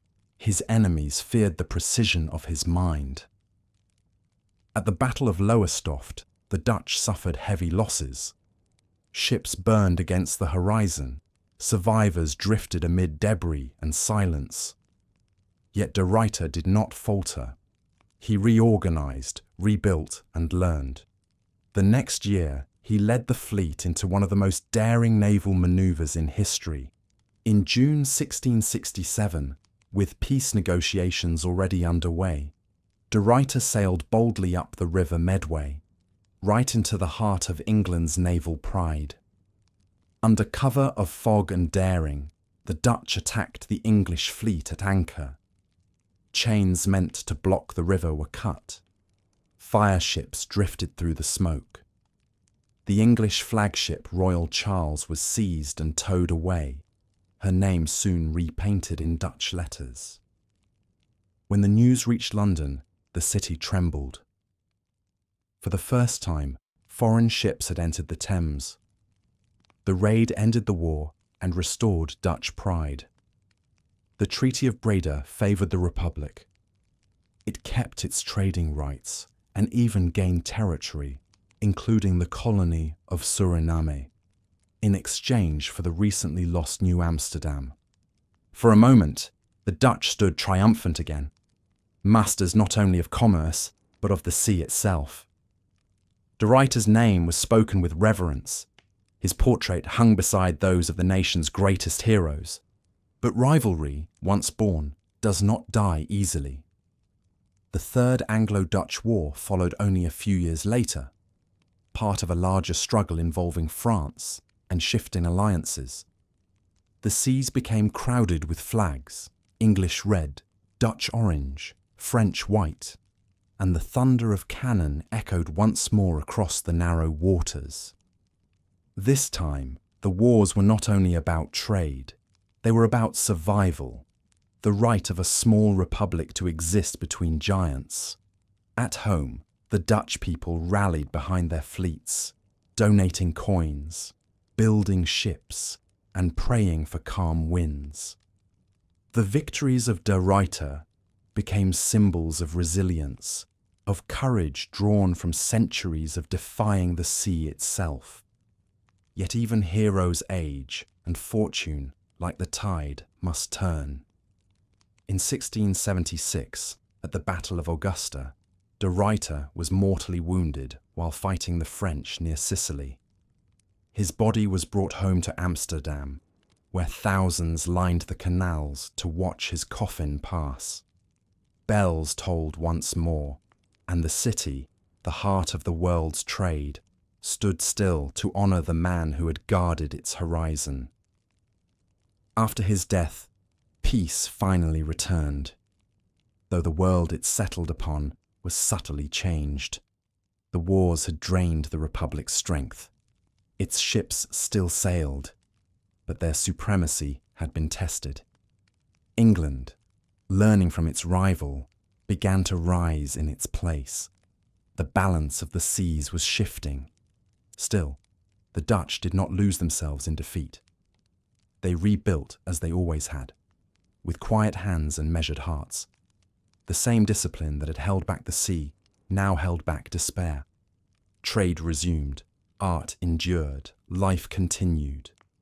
In the evenings when the wind blew from the west, the sailors along the quays could still hear echoes of the past, the clash of timbers, the cry of gulls, the thunder of cannon that had once shaken the channel. The ships now sailing bore no battle flags, only cargo, their sails white as peace itself. The rivalry that had filled a century with storm left behind something more enduring than victory or loss: respect. England and the Netherlands, after decades of conflict, had come to understand one another. In time, they would become allies, their histories intertwined by trade, politics, and kinship. But for now, as the century waned, the Dutch Republic exhaled at last. The winds grew calm again, the sails rested in the still air. The sea that had witnessed their triumphs and trials reflected the fading light like a mirror, a surface both beautiful and fragile, holding within it the memory of all that had been gained and all that had been risked. And as the stars rose over the quiet harbour, the Republic, weary but unbroken, looked once more to the horizon, where new tides were already turning. The winter air over Holland was still and cold, the canals frozen into mirrors of pale glass. Along the narrow streets of Haarlem, men and women moved in muffled silence, their breath hanging like smoke. The bells of St. Bavo's church marked the passing of the hours, echoing over a city both prosperous and uneasy. It was the 1630s, and the Dutch Republic, rich from trade, radiant from art, had fallen in love with a flower. The tulip had come to the Netherlands from the gardens of the East. Its bulbs carried along the same trade routes, that brought silks and spices. In the beginning, it was a curiosity, a rare bloom that mirrored the colour of sunrise and flame. Scholars studied it, poets praised it, and gardeners tended it as though it were a living jewel. But beauty has a way of kindling desire, and soon the tulip became something more than a flower. It became a dream. In the bustling markets of Amsterdam, Alkmaar and Haarlem, men gathered in taverns to trade not in cargo or coin, but in bulbs. Each was named and prized according to its pattern: Viceroy, Semper Augustus, Admiral Liefkens. Their colours swirled in stripes of red, gold, and violet, as if painted by the hand of light itself. Prices rose like tides under a full moon. Farmers sold their fields, merchants mortgaged their homes. A single bulb could fetch the price of a ship. Outside, the snow fell quietly over the frozen canals. Skaters glided beneath banners, their laughter rising in the clear air. The Dutch, so long guided by reason and restraint, had found themselves swept into something that defied both. Even the sober-minded burghers who had once measured risk by the weight of gold now spoke of bulbs as if they were miracles. In the taverns, deals were struck by candlelight. Papers changed hands, promises were made, and fortunes were imagined. Yet few tulips ever left the earth. The bulbs themselves remained buried in frozen soil, their worth existing only in thought. The trade had become an illusion, value built upon hope and hope upon air. When spring came, the bloom of reason returned as swiftly as it had faded. A contract was broken, a buyer refused to pay, and the fragile illusion shattered. The prices fell like petals in the wind. Men who had been wealthy one morning were ruined by nightfall. Houses were sold, debts left unpaid, and the markets emptied of laughter.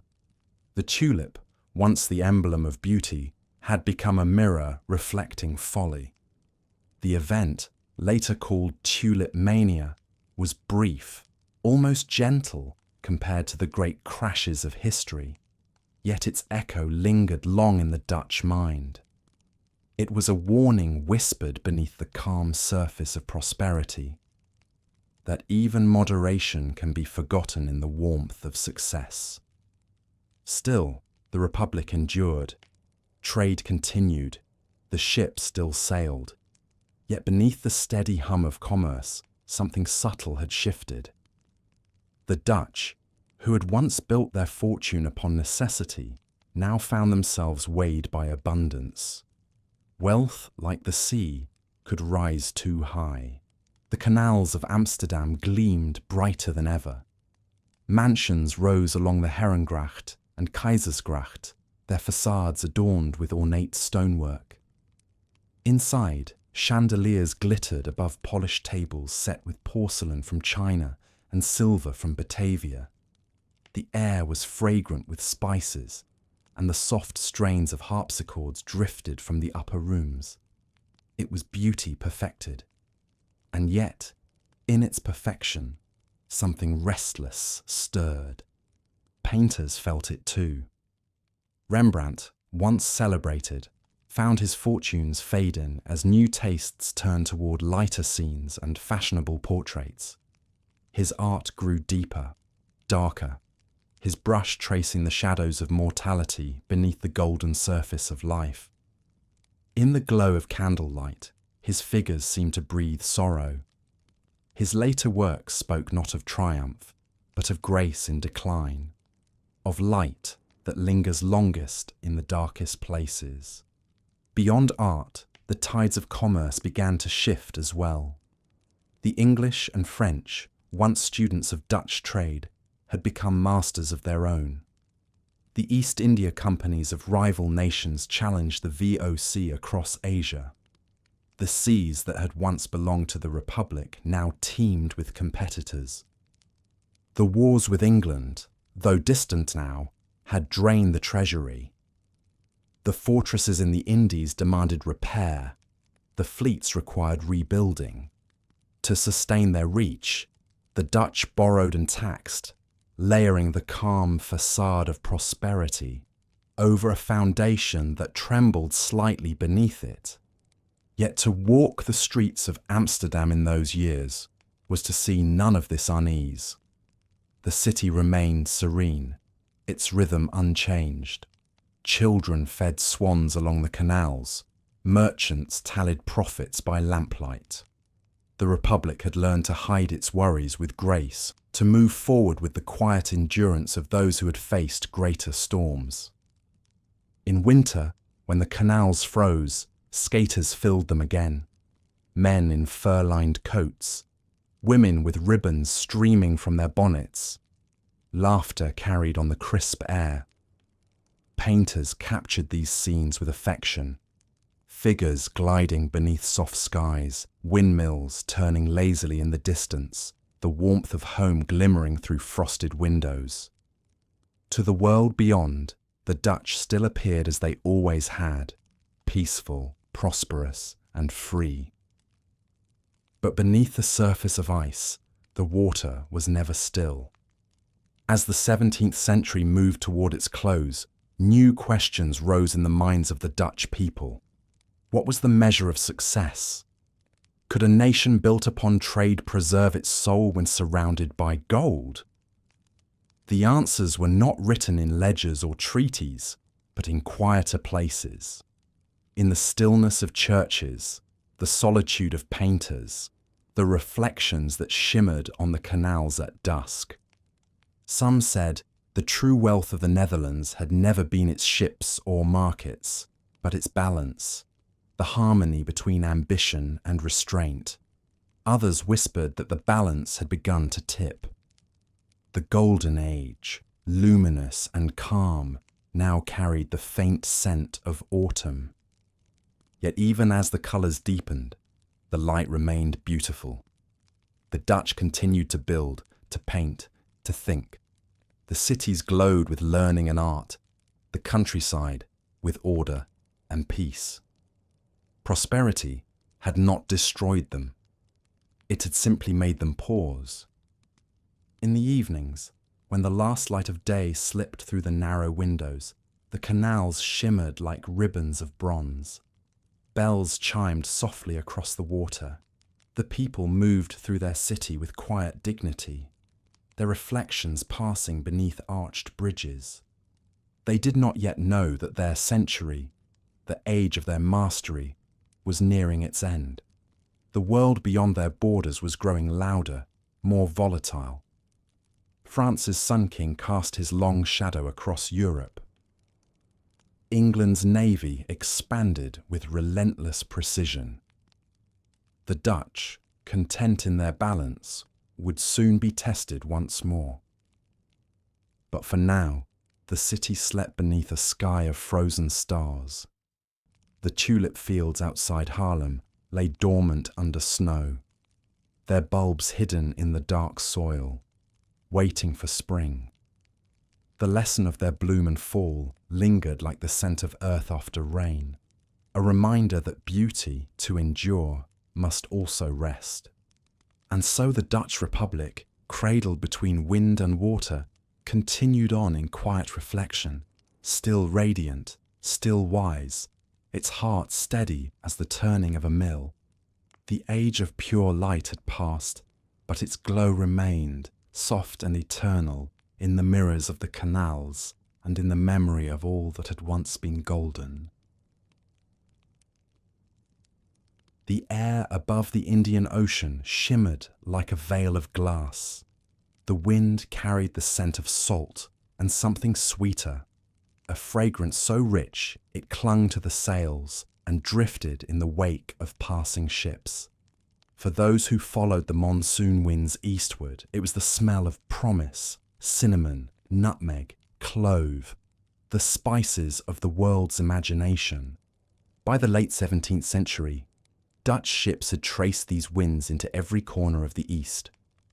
The Verenigde Oostindische Compagnie, the VOC, now ruled over a vast constellation of ports and islands, from the fortress of Colombo on the lush coast of Ceylon to the volcanic ridges of the Moluccas, where the trees themselves seemed to burn with fragrance. The journey to reach them was long and punishing.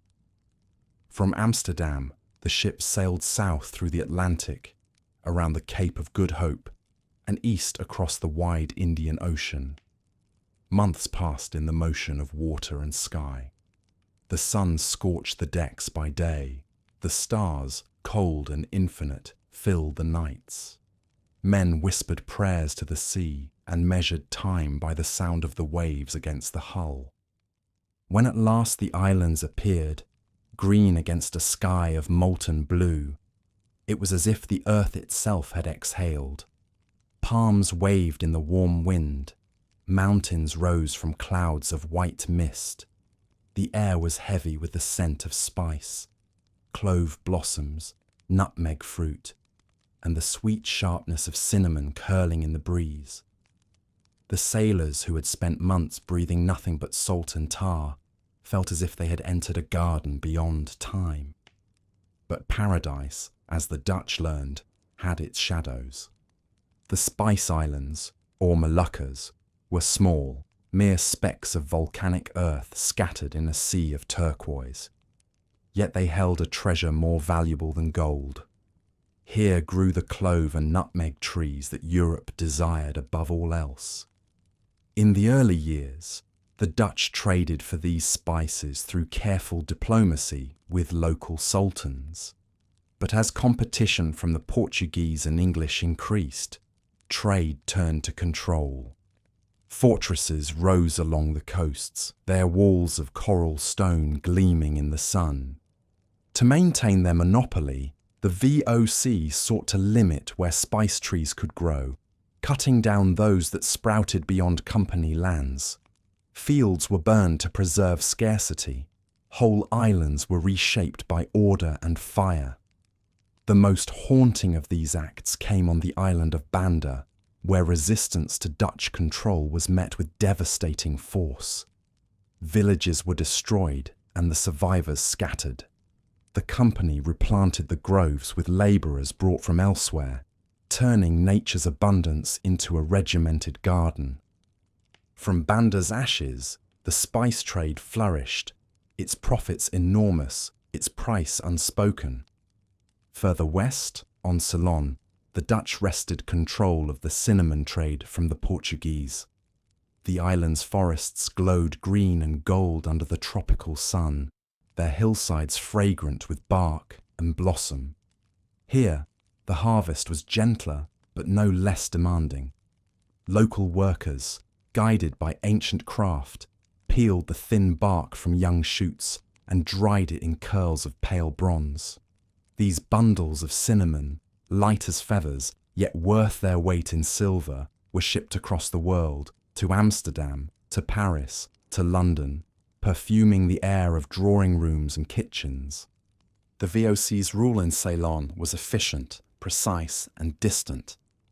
From the fortresses of Galles and Colombo, governors administered trade, law, and order with the same cold perfection that marked the Republic's counting houses. Churches rose beside tropical harbours.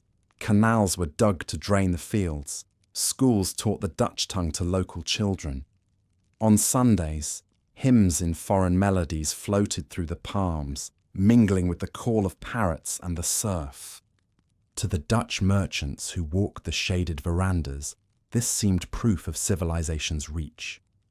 A small reflection of home beneath the equatorial sun. Yet beyond the walls, the jungle watched and remembered.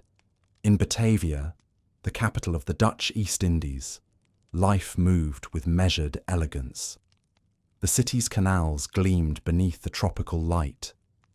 Bougainvillea climbed over the walls of gardens scented with jasmine.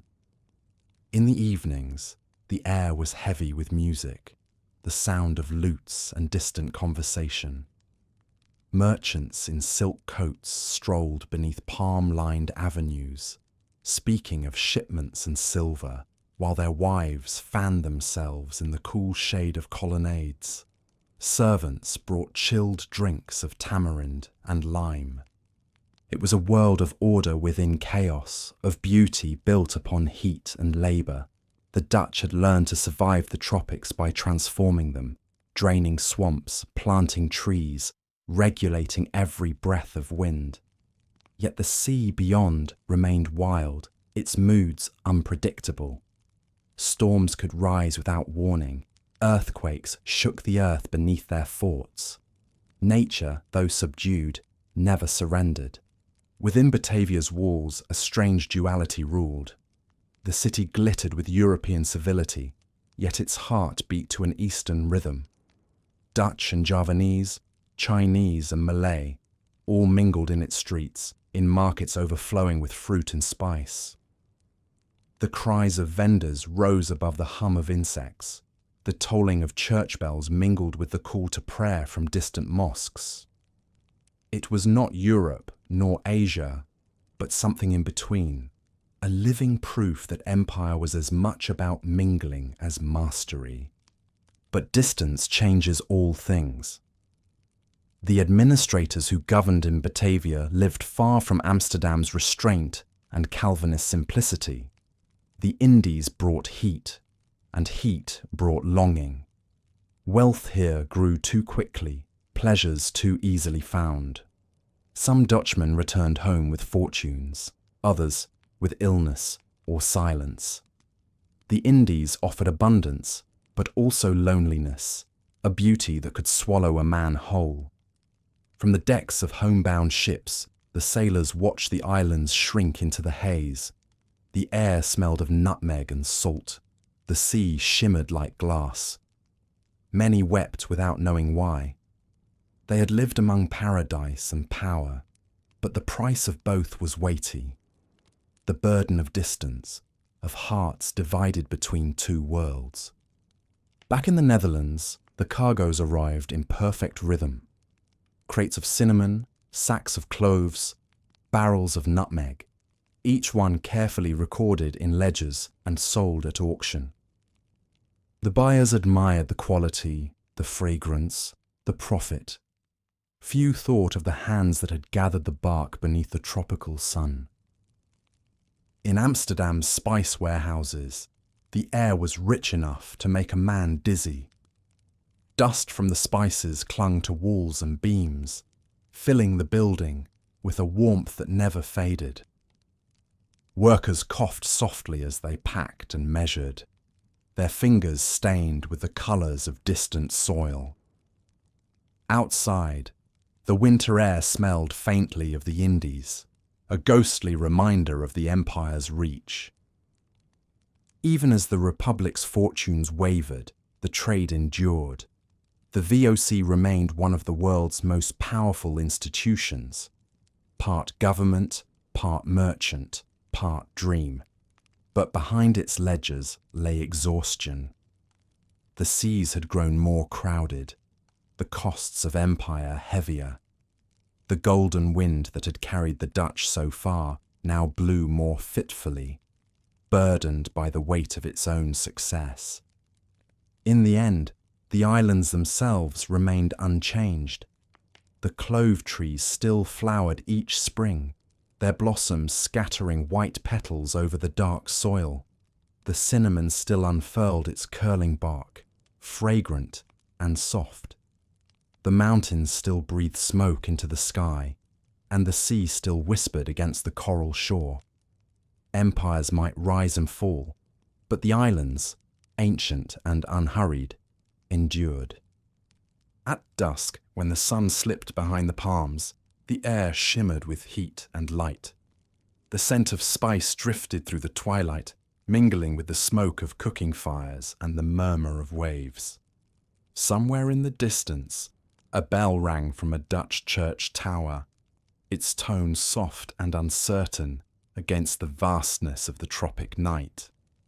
And in that mingling of sound and scent, of cinnamon, surf and song, the story of the Dutch in the East was written, a tale of beauty and burden, of order and longing, of men who had reached the farthest corners of the earth only to find themselves listening once more to the oldest rhythm of all, the sea, eternal and forgiving, breathing beneath a sky full of stars.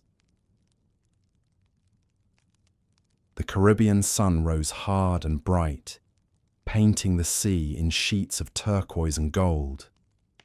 The wind moved slow and heavy, carrying the scent of salt, sugar, and smoke. Along the horizon, the water burned with light so fierce that it seemed almost silent, a silence that held both beauty and sorrow. By the late 17th century, Dutch sails were a familiar sight in these waters. They came from Amsterdam, Zeeland, and Rotterdam, ships heavy with tools, cloth, and dreams of profit.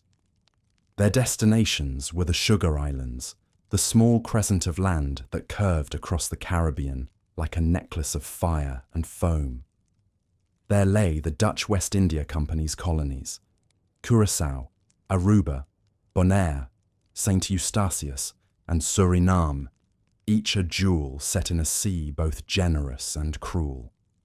The journey across the Atlantic was long.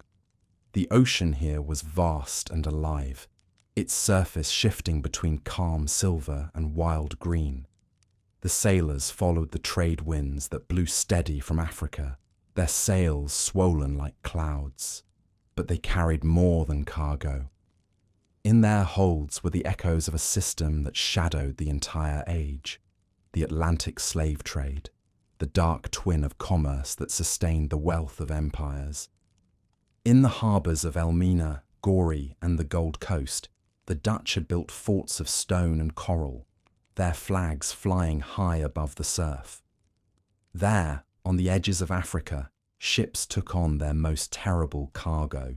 Men, women, and children, torn from their homes, were forced below deck into spaces too narrow for breath or light. For weeks, sometimes months, they crossed the ocean's immensity in silence and suffering. Many never reached the far shore. When the ships finally made landfall in the Caribbean, the survivors were led from shadow into blinding light. The islands glittered under the sun, their beauty almost cruel. Palms swayed above beaches of white sand. The air was heavy with the scent of cane and salt. Yet beyond that brightness lay the labour that sustained it, the endless rhythm of the plantations. In Suriname, the rivers ran slow and brown beneath a canopy of green. The forests breathed in mist and heat, their depths alive with unseen movement. Along the riverbanks, rows of sugarcane stretched toward the horizon, their blades rustling in the wind like whispers. The Dutch planters built their estates here, wide wooden houses raised on stilts, shaded verandas looking out across the fields. Each morning, the work began before dawn. Fires burned in the mills, the air thick with the scent of boiling cane and smoke. Enslaved labourers moved in long lines beneath the rising sun, their hands cut and blistered from the sharp leaves. Overseers on horseback watched from a distance, their silhouettes dark against the light. The rhythm of harvest was relentless, day after day, month after month, until the rains came and turned the fields to glass. The wealth that flowed from these plantations filled the coffers of Amsterdam. Sugar, rum, coffee, and indigo crossed the Atlantic in constant motion, traded for goods that returned to feed the cycle again. In the counting houses of Europe, the trade was described in ledgers and numbers, as though it were only arithmetic, a balance of costs and gains. But beneath those figures lay human lives, countless and unrecorded, their stories carried only in song and silence. And yet, even within this darkness, light found its way. Across the Caribbean, enslaved Africans built new communities, blending memory and survival into culture. On Sundays and nights, they gathered in secret, to sing, to drum, to tell stories of their ancestors and the spirits that guarded them. Languages intertwined, faiths adapted. From these gatherings, new forms of music and belief were born, echoes of home reshaped beneath another sky. In Suriname's dense interior, some refused the yoke entirely. They fled the plantations, disappearing into the forests where the Dutch dared not follow. There, amid rivers and endless green, they formed free settlements known as Maroons. These communities, fierce, resourceful, and united, became symbols of defiance. They built villages along hidden streams, hunted, fished, and traded with indigenous peoples. They carried with them fragments of many worlds and wove them into one. For generations, the Maroons resisted every attempt to destroy or reclaim them. Dutch soldiers, sent to capture them, often returned empty-handed, defeated not by war but by the forest itself, its vastness, its silence, its refusal to yield. In the dense canopy, the hum of insects and the cry of distant birds drowned out the sound of pursuit. The Maroons endured, unseen yet unconquered, their songs rising above the trees like prayers. Farther north, on the island of Curaçao, the Dutch world took on a different form. The island's harbour at Willemstad was deep and calm, a natural refuge for ships. Its waterfront bloomed with colour, pink, yellow and blue houses standing shoulder to shoulder, their gables carved in Dutch style, but softened by tropical light.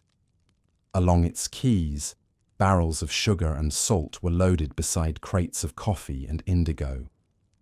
Curaçao became a centre of trade, a link between the Caribbean, the Americas, and the Atlantic world beyond.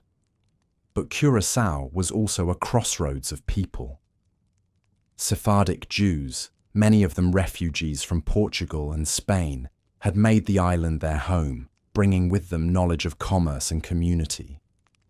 The Mikveh Israel Emmanuel Synagogue, built in sand and sunlight, stood as one of the oldest in the Western Hemisphere, a place of faith and continuity beneath the Caribbean sun. Beside it rose churches and markets, schools and homes, all speaking the quiet language of coexistence. Here, as across the Dutch colonies, life was a mingling of tongues, Dutch, Portuguese, Spanish, Creole, and countless African languages interwoven into one living sound. Music filled the streets at night, drums, lutes, voices carried on warm wind. The island pulsed with rhythm, a heartbeat of survival and adaptation. Still, behind every melody lay memory. The plantations continued to grind, their mills turning through the night, the firelight flickering across the cane fields. The wealth of Europe depended on this ceaseless labour. The sugar that melted in fine cups in Amsterdam or Paris had passed through hands scarred by its making. In the later years of the 17th century, the Dutch West India Company began to falter. The wars in Europe drained its treasury. Rival empires grew stronger. The cost of maintaining forts, fleets, and garrisons across the Atlantic weighed heavily.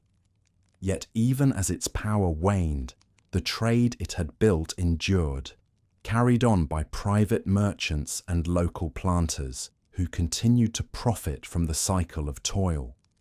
Back in the Netherlands, the riches of the Caribbean glowed softly in the quiet homes along the canals. On winter evenings, the scent of sugar caramelizing in the hearth filled the air. Porcelain bowls held fruit from distant orchards. Coffee steamed in silver pots. These comforts, so ordinary, were born of extraordinary distances, of wind and wave, of hands unseen. The Dutch, practical and pious, spoke often of diligence, of thrift, of divine blessing upon honest labour. few paused to consider how those blessings were sustained. The light that shone upon their windows was reflected faintly from the Caribbean sun, a sun that burned with equal beauty and pain. And yet, history holds not only guilt but endurance. On those islands, amid hardship, new cultures took root. Languages blended, faiths intertwined. Art and song carried memory forward.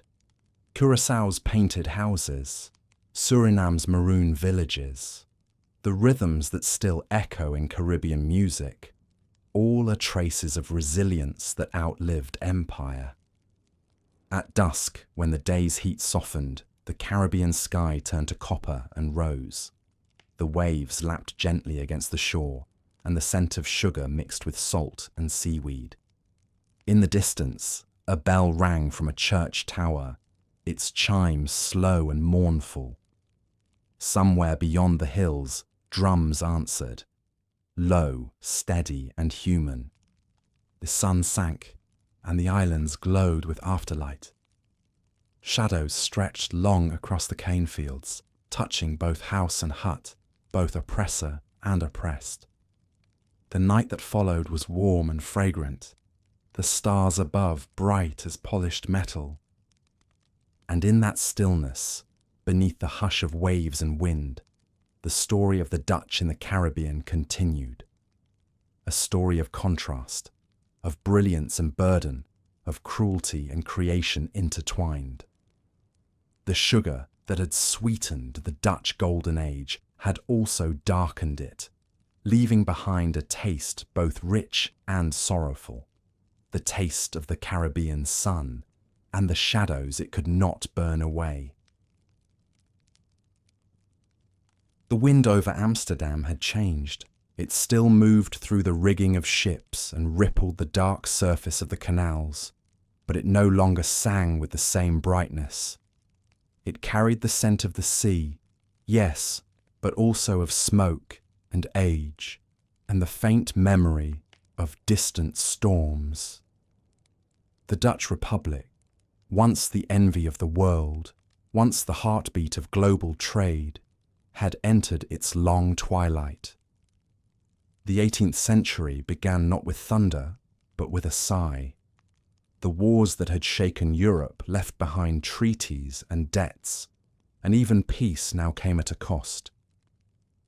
The merchants of Amsterdam still gathered beneath the vaulted ceilings of their exchange, their ledgers filled with numbers, their voices low and cautious. The ships still sailed from Texel and Rotterdam, their hulls laden with spice, sugar, and silver. But the confidence of old was gone. The Verenigde Oostindische Compagnie, the proud VOC that had once ruled the seas, was beginning to weaken beneath its own weight. Its fleets were vast, its territories immense, but its profits no longer matched its ambitions. The company had become what all empires eventually become: slow, intricate, and burdened by the very power that had built it.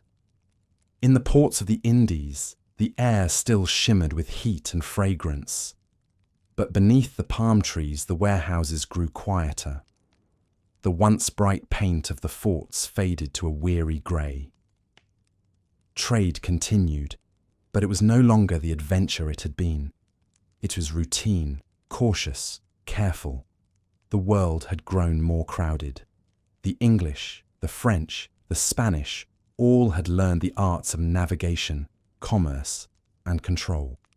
The seas that had once belonged to the Dutch were now shared and soon contested. In Batavia, administrators recorded taxes and exports in neat lines of script, while the jungle pressed at the city's edges. Disease crept through the humid air. The graves of merchants and soldiers lined the canals.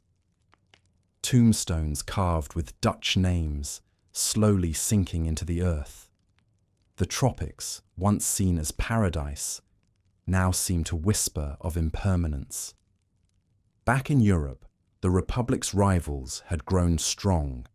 England's navy ruled the Atlantic, France, under Louis XIV, cast its golden shadow across the continent. The Netherlands, so small and exposed, could no longer match their armies or their treasuries.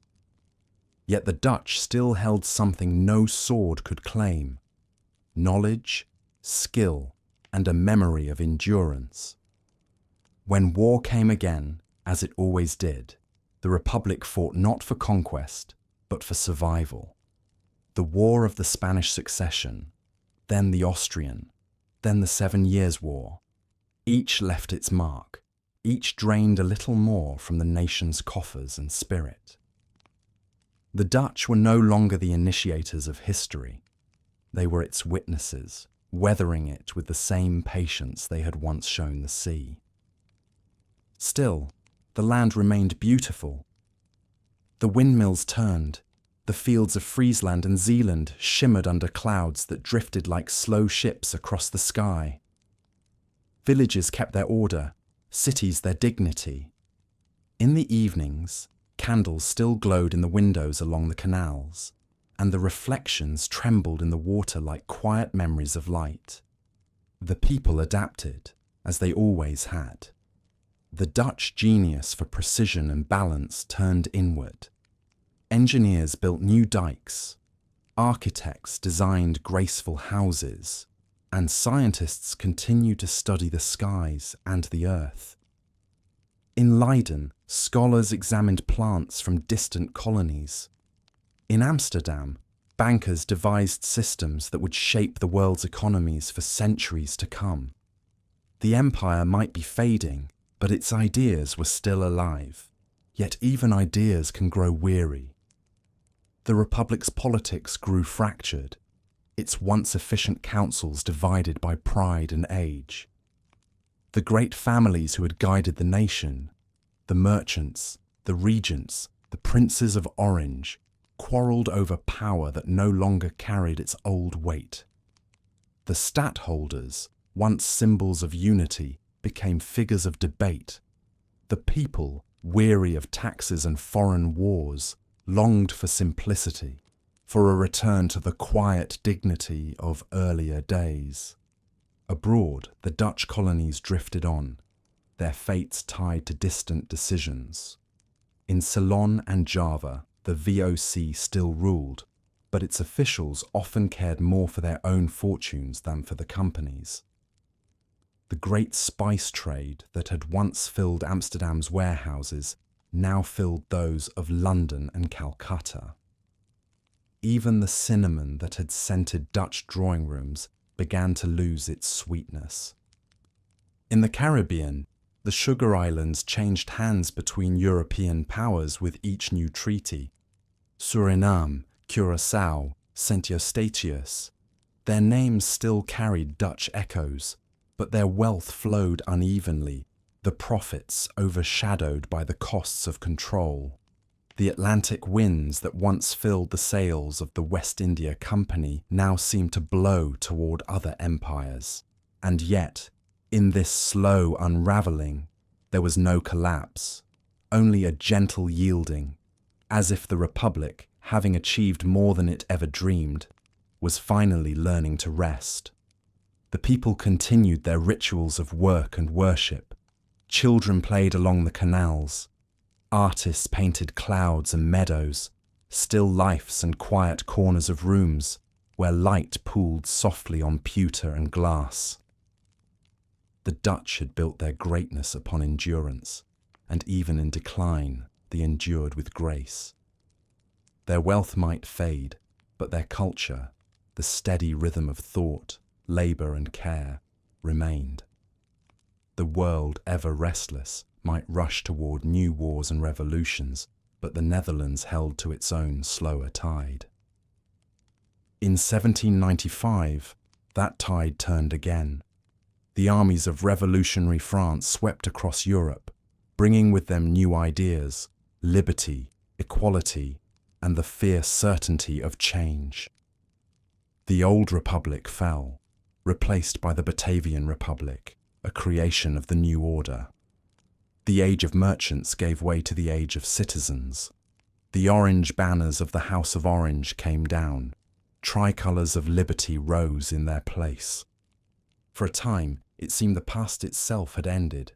The great trading companies, both East and West, were dissolved, their debts too vast, their missions complete. The VOC, after nearly 2 centuries, ceased to exist. Its ships were sold, its archives sealed.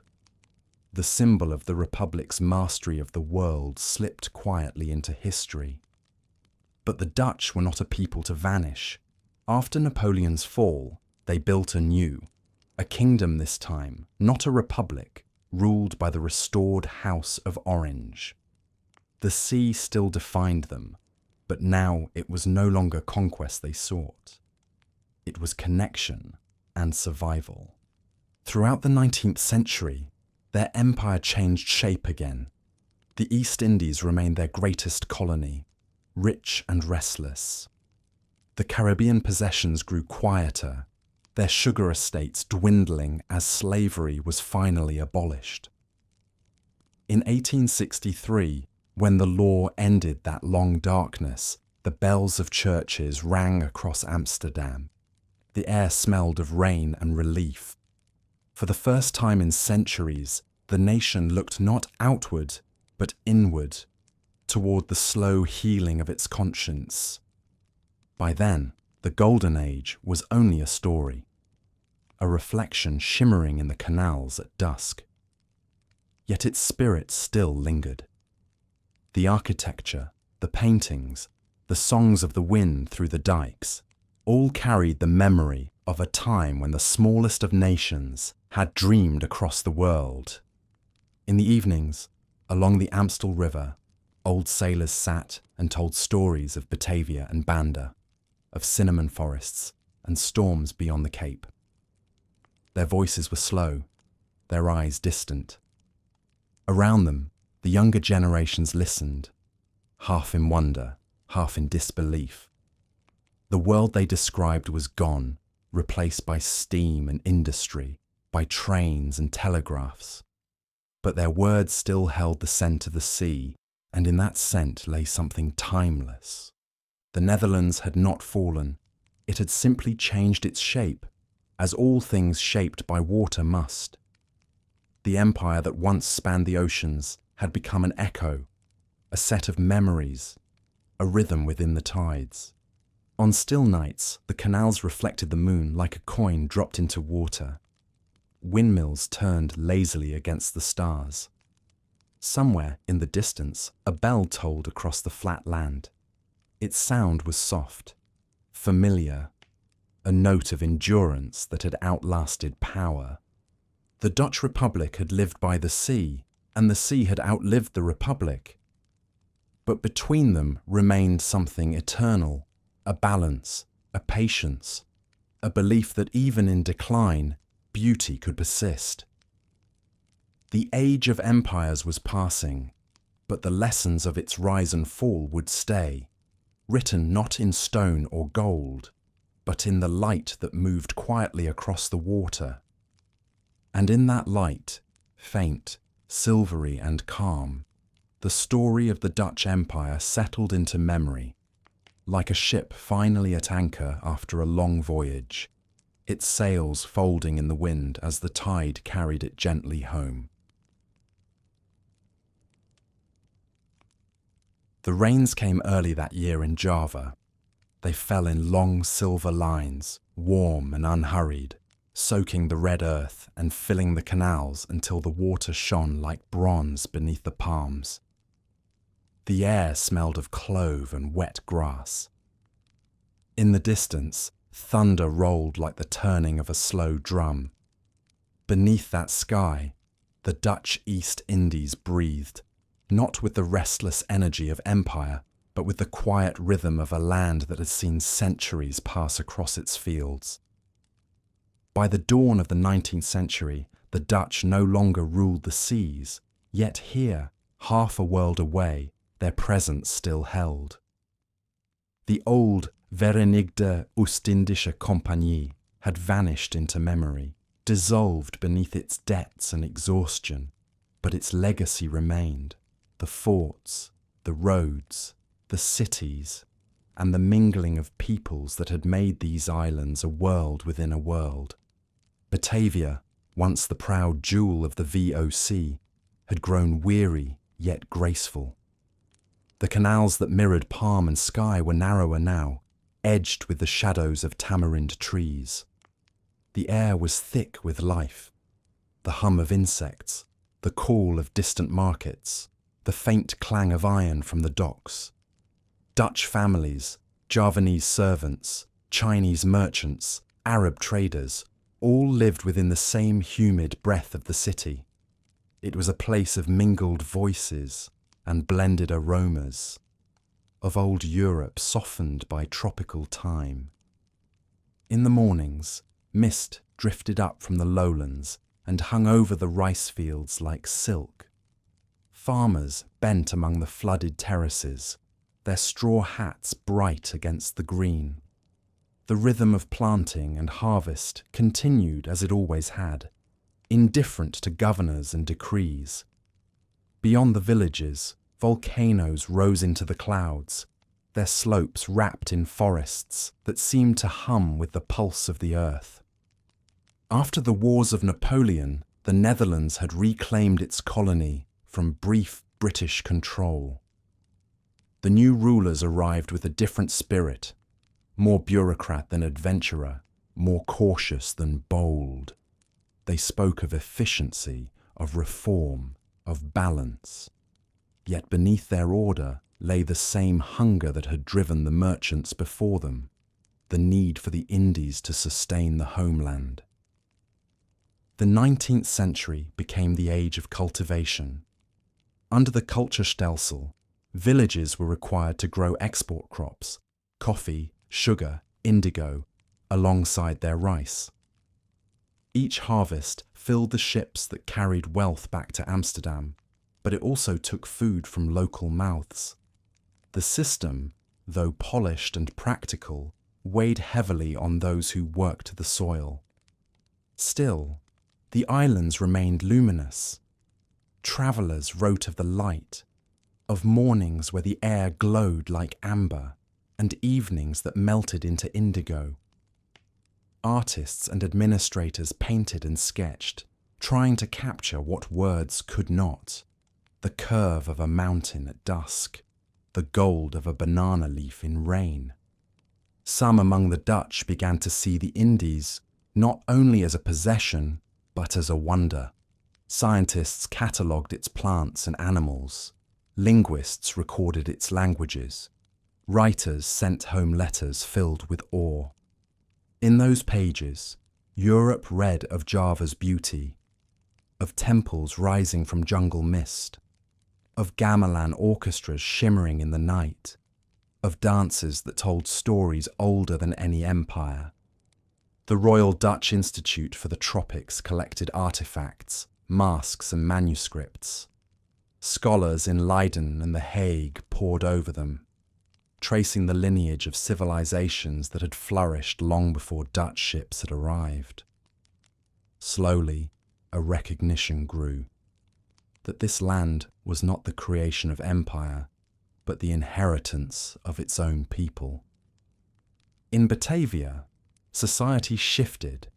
Streets that had once echoed only with Dutch words now rang with Malay, Chinese, Arabic, and Javanese.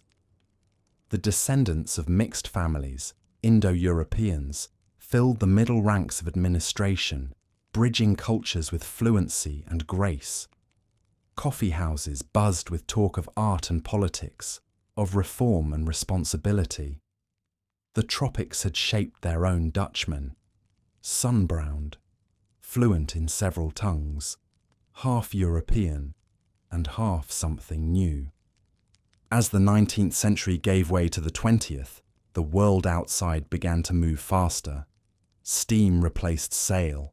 Telegraphs stitched continents together.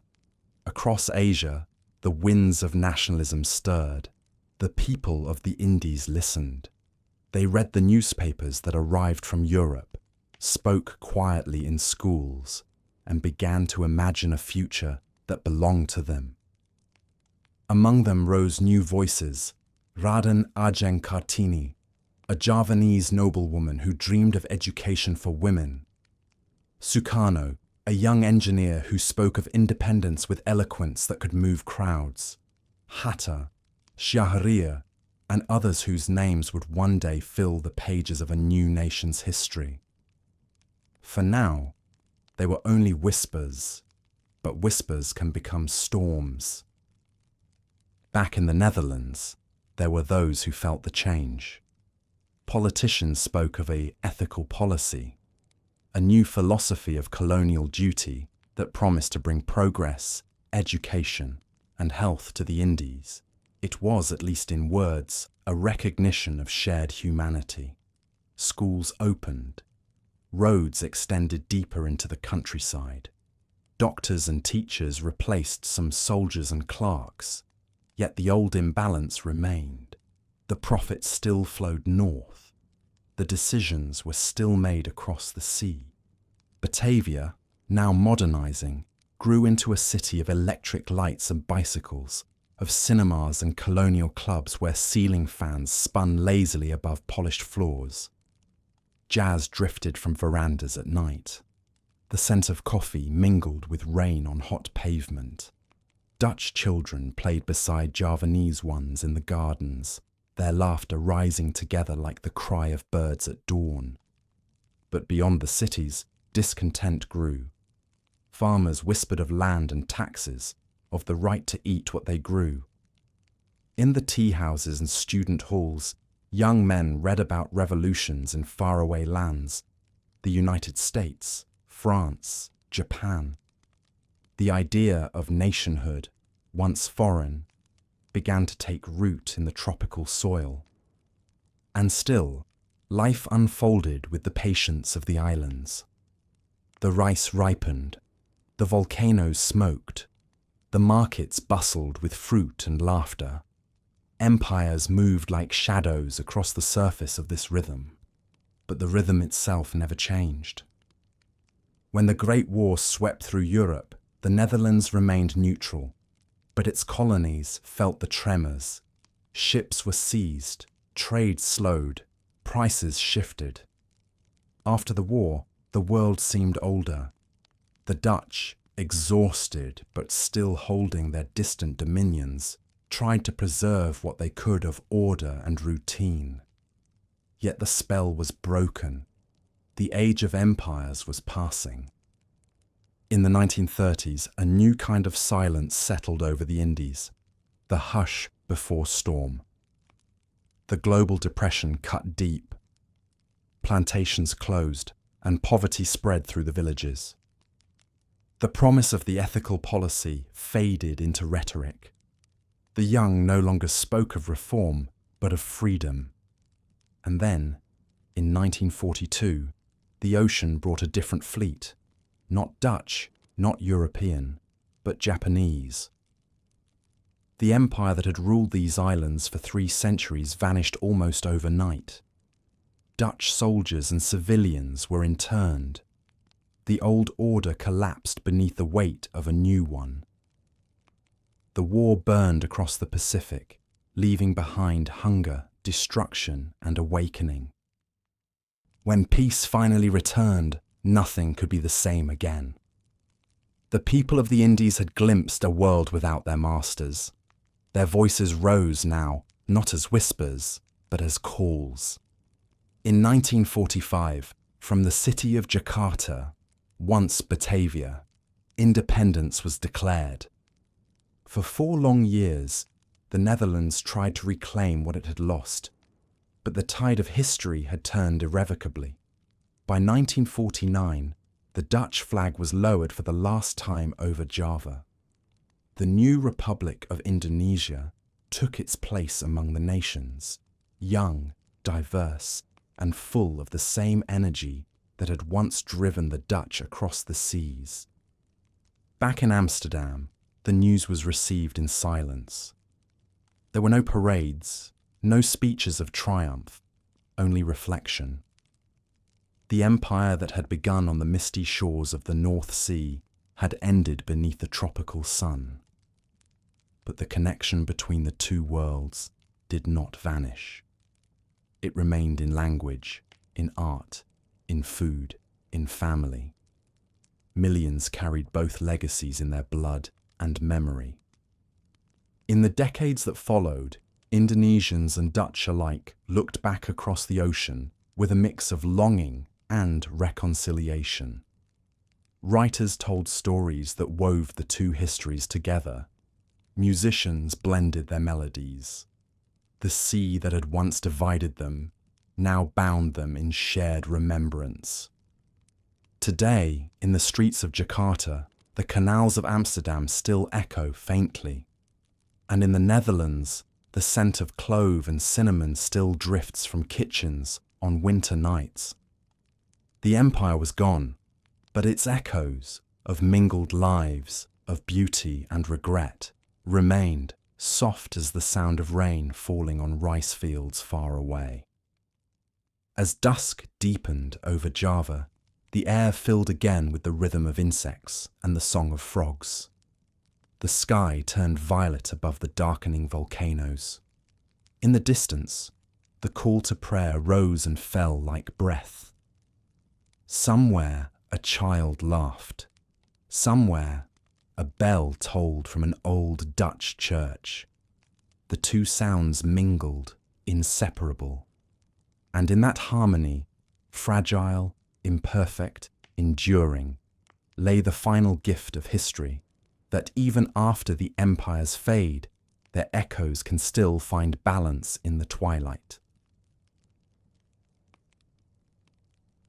The world awoke to fire. It began in Europe, but the flames soon circled the globe, reaching across oceans, across colonies, across every horizon where flags once fluttered in the wind. For the Netherlands, the Second World War was not only a battle for homeland, but a reckoning with the farthest corners of its own history. In 1940, the German army swept across the lowlands with a force that seemed unstoppable. The dikes and windmills, the canals and cobbled towns, all fell beneath the roar of engines and the echo of marching boots. The Dutch people, who had survived centuries of storm and siege, now faced an enemy unlike any before. The Queen fled to London. The cities went silent. The war that consumed Europe had come to the land that once ruled the seas. But while the Netherlands suffered under occupation, half a world away another Dutch realm still stood. The Dutch East Indies, rich and vast, ruled from Batavia. For a moment, it seemed that the empire might endure even as the homeland fell. Yet empires, like tides, cannot resist the pull of the greater current. In 1942, Japan struck swiftly across Asia and the Pacific.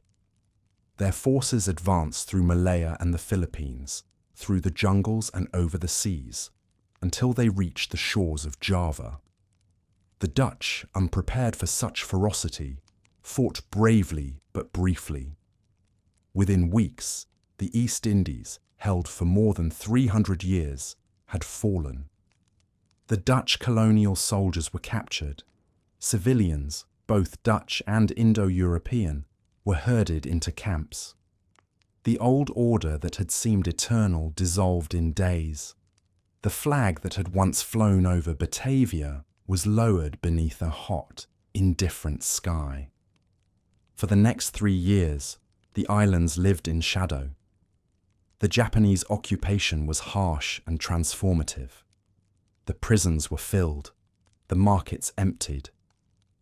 Yet amid the suffering, something ancient stirred, a sense of identity that no empire could suppress. The people of the Indies, long divided by region and tongue, began to see themselves as one. In secret, leaders gathered. They spoke not of restoration, but of renewal, of a new nation, independent and whole. When Japan's empire finally crumbled in 1945 and silence fell across the Pacific, that dream came forward into the light. On August 17th, 1945, two men stood before a small crowd in a house on Pegang San Timur Street in Jakarta. Sukarno and Muhammad Hatta, voices trembling but sure, proclaimed the independence of Indonesia. A red and white flag, the colours of courage and purity, was raised against the bright morning sky. After centuries of silence, a new nation spoke. The declaration was swift and symbolic, yet the struggle that followed was long and fierce. When news reached the Netherlands, there was disbelief, then determination. The Dutch government, newly freed from Nazi occupation, sought to reclaim its colonies. But the world had changed. The age of empire was ending. The age of nations had begun. From 1945 to 1949, war returned to the islands. The Dutch sent troops, calling their offensives police actions, as if to contain disorder rather than suppress independence. But on the ground, the conflict was brutal. Villages burned. Rivers ran red. Guerrilla fighters, Pemuda, the youth of Indonesia, battled with courage born of conviction. For them, freedom was no longer an idea, it was a birthright. In Java, Sumatra and Bali, the struggle was both military and moral. The Dutch soldiers who fought there were often young, weary from Europe's own devastation. Many could not understand the people they were sent to subdue. They saw in the eyes of their opponents something that no weapon could extinguish, the unyielding certainty that history was turning. At home, the Dutch public began to question the war. Newspapers carried letters from soldiers. Families wept quietly over photographs. The older generation remembered the occupation of their own homeland and began to see the parallel. How could a people who had suffered tyranny deny freedom to others? The question echoed through parliaments and churches, through living rooms and classrooms. The tide shifted. Pressure grew from within and from abroad. The United Nations, newly formed from the ashes of war, called for negotiation. The United States, now a global power, urged reconciliation. Slowly, the Netherlands began to see that to hold the Indies by force was to lose itself. On December 27, 1949, in the solemn halls of Amsterdam's royal palace, the Netherlands formally recognized Indonesian independence. The ceremony was quiet, the air heavy with both sorrow and grace. The Dutch flag and the red and white banner of Indonesia hung side by side, one descending, the other rising. In that moment, 3 centuries of empire ended not with gunfire, but with a signature. The Dutch crown relinquished its claim. Indonesia was free. The months that followed were filled with silence, a silence heavy with change. Thousands of Dutch citizens and Indo-Europeans left the islands, boarding ships bound for a homeland many had never seen. The voyage home was long and reflective. From the decks they watched the green shores fade into the mist, the volcanoes rising like sentinels behind them. For some, the sight was heartbreak. For others, relief. Those who arrived in the Netherlands found a country both familiar and foreign. The canals still glittered under grey skies, but the nation's spirit had turned inward. The war had scarred it. The loss of empire humbled it. And yet, amid the ashes, there was renewal, a quiet recognition that greatness need not depend on dominion. Indonesia, meanwhile, began its own journey, turbulent, radiant, alive. Its people, drawn from hundreds of islands and languages, faced the daunting task of unity. There were rebellions, reforms, struggles of identity, yet through them all, the nation endured. The Dutch influence lingered in language, in architecture, in memory. but now as a thread in a larger tapestry. The two nations, once bound by conquest, began slowly to reconcile through remembrance. Scholars, artists, and families on both sides told their stories, weaving honesty into history. Museums displayed the relics of empire. Students studied them not as trophies, but as lessons. In the decades that followed, the Netherlands transformed. No longer an empire, it became a country of bridges and understanding, a crossroads of trade and culture as it had been in its beginning. Immigrants from the former colonies settled in its cities. Their voices, music, and food became part of its daily life. The scent of clove, rice, and sambal drifted through the streets of Rotterdam and The Hague. The aroma of a shared past reborn as coexistence. By the late 20th century, the world that the Dutch once mapped in ink and empire had become one of dialogue and exchange. The lessons of loss gave birth to empathy. The memories of power became seeds of humility. The Netherlands, small once more, found strength not in fleets, but in ideas, in diplomacy, in human rights, in art that spoke softly of connection rather than control. Yet the ghosts of empire never truly vanish. Along the canals of Amsterdam, statues of explorers and merchants still cast long shadows at dusk. In Indonesian villages, ruins of old forts crumble beneath vines and rain. The past lingers like salt in the air, a reminder of how far the tide can reach and how gently it must retreat. Still, both nations learn to listen to one another again. In ceremonies and anniversaries, Dutch and Indonesian stood side by side, not as ruler and subject, but as partners in remembrance. There were apologies, long delayed but heartfelt. There were tears, and the simple comfort of understanding. On quiet evenings, when the wind moves across the North Sea, it seems to carry the faintest echo of the tropics. The sound of rain on palm leaves, the scent of cinnamon and sea. History does not vanish. It changes form, finding its way into songs, stories, and shared memory. The Dutch Empire had begun with wind and ambition. It ended with wind and reflection. In the gentle rhythm of the tide, the old world gave way to the new. And in that transformation, from command to compassion, from possession to partnership, something beautiful endured. Now, when ships leave the harbours of Rotterdam and Amsterdam, they no longer sail to conquer or claim. They move in peace, bearing goods, knowledge, and friendship. The same waters that once divided now connect, flowing freely between past and future. And if one stands by the sea on a calm evening, as the sky fades to violet and the horizon glows with gold, it is possible to hear it.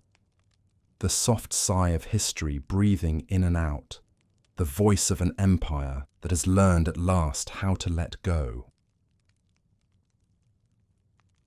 The tide comes and goes along the Dutch coast as it always has, steady, unhurried, eternal.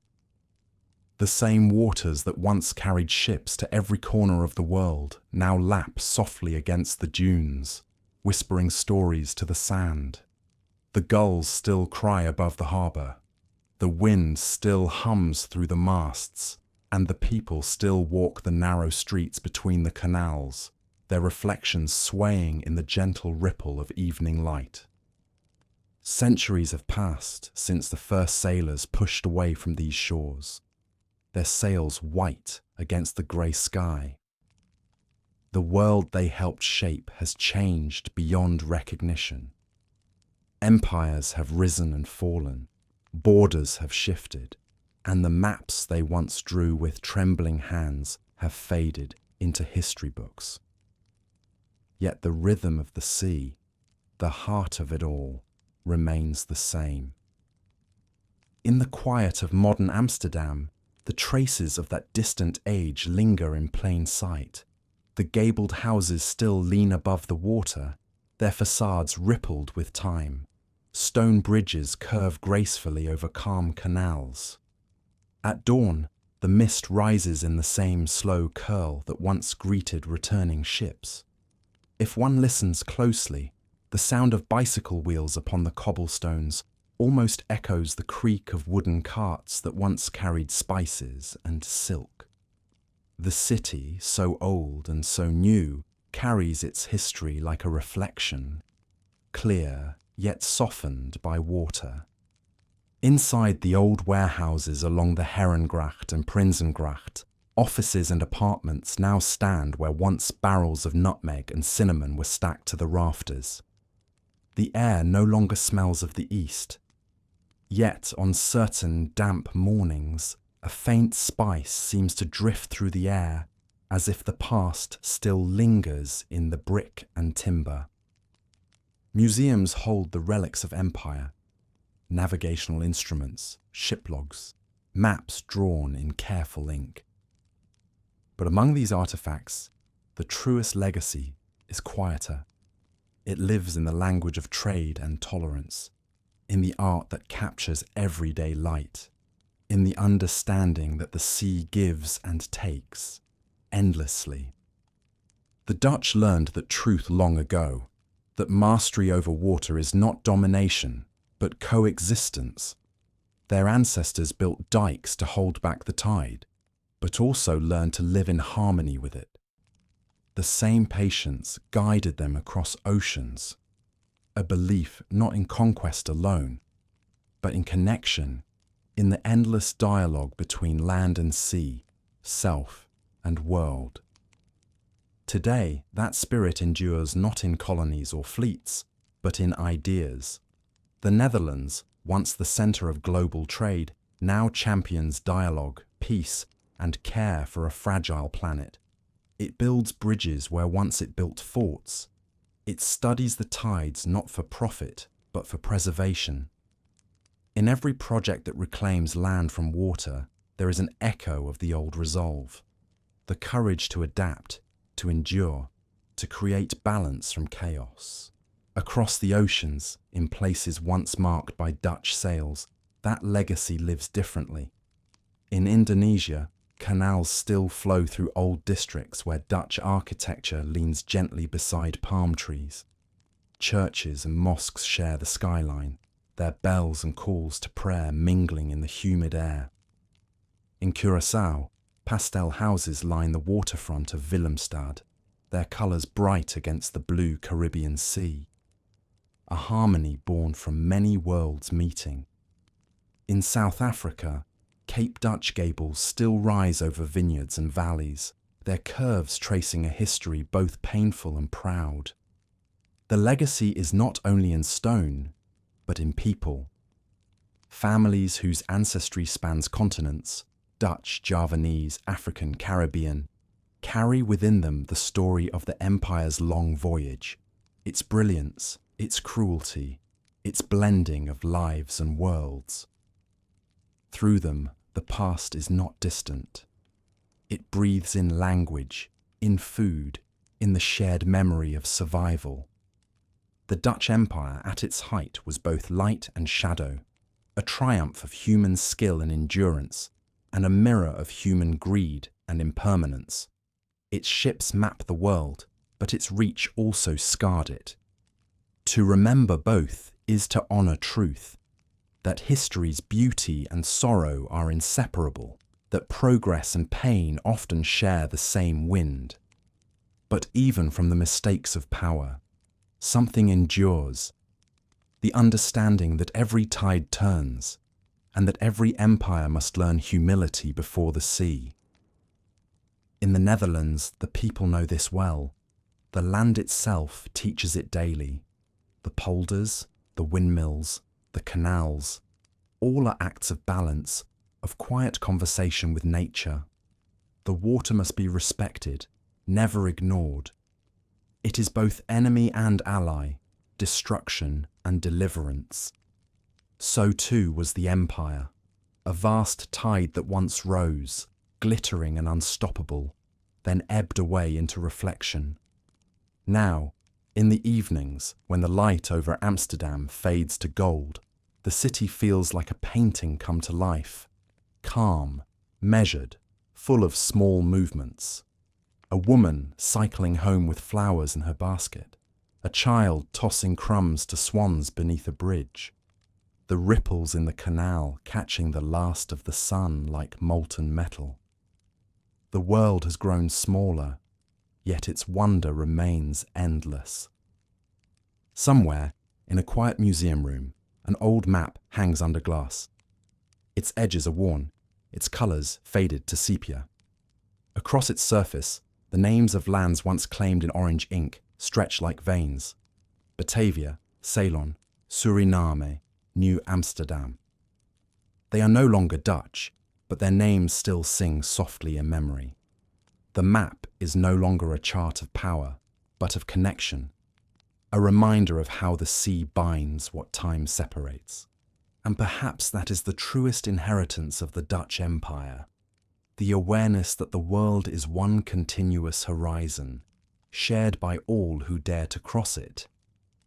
If one walks the harbour at night, when the city has grown quiet and the wind moves gently across the water, the past feels very near. The faint clang of a buoy sounds like a ship's bell from another century.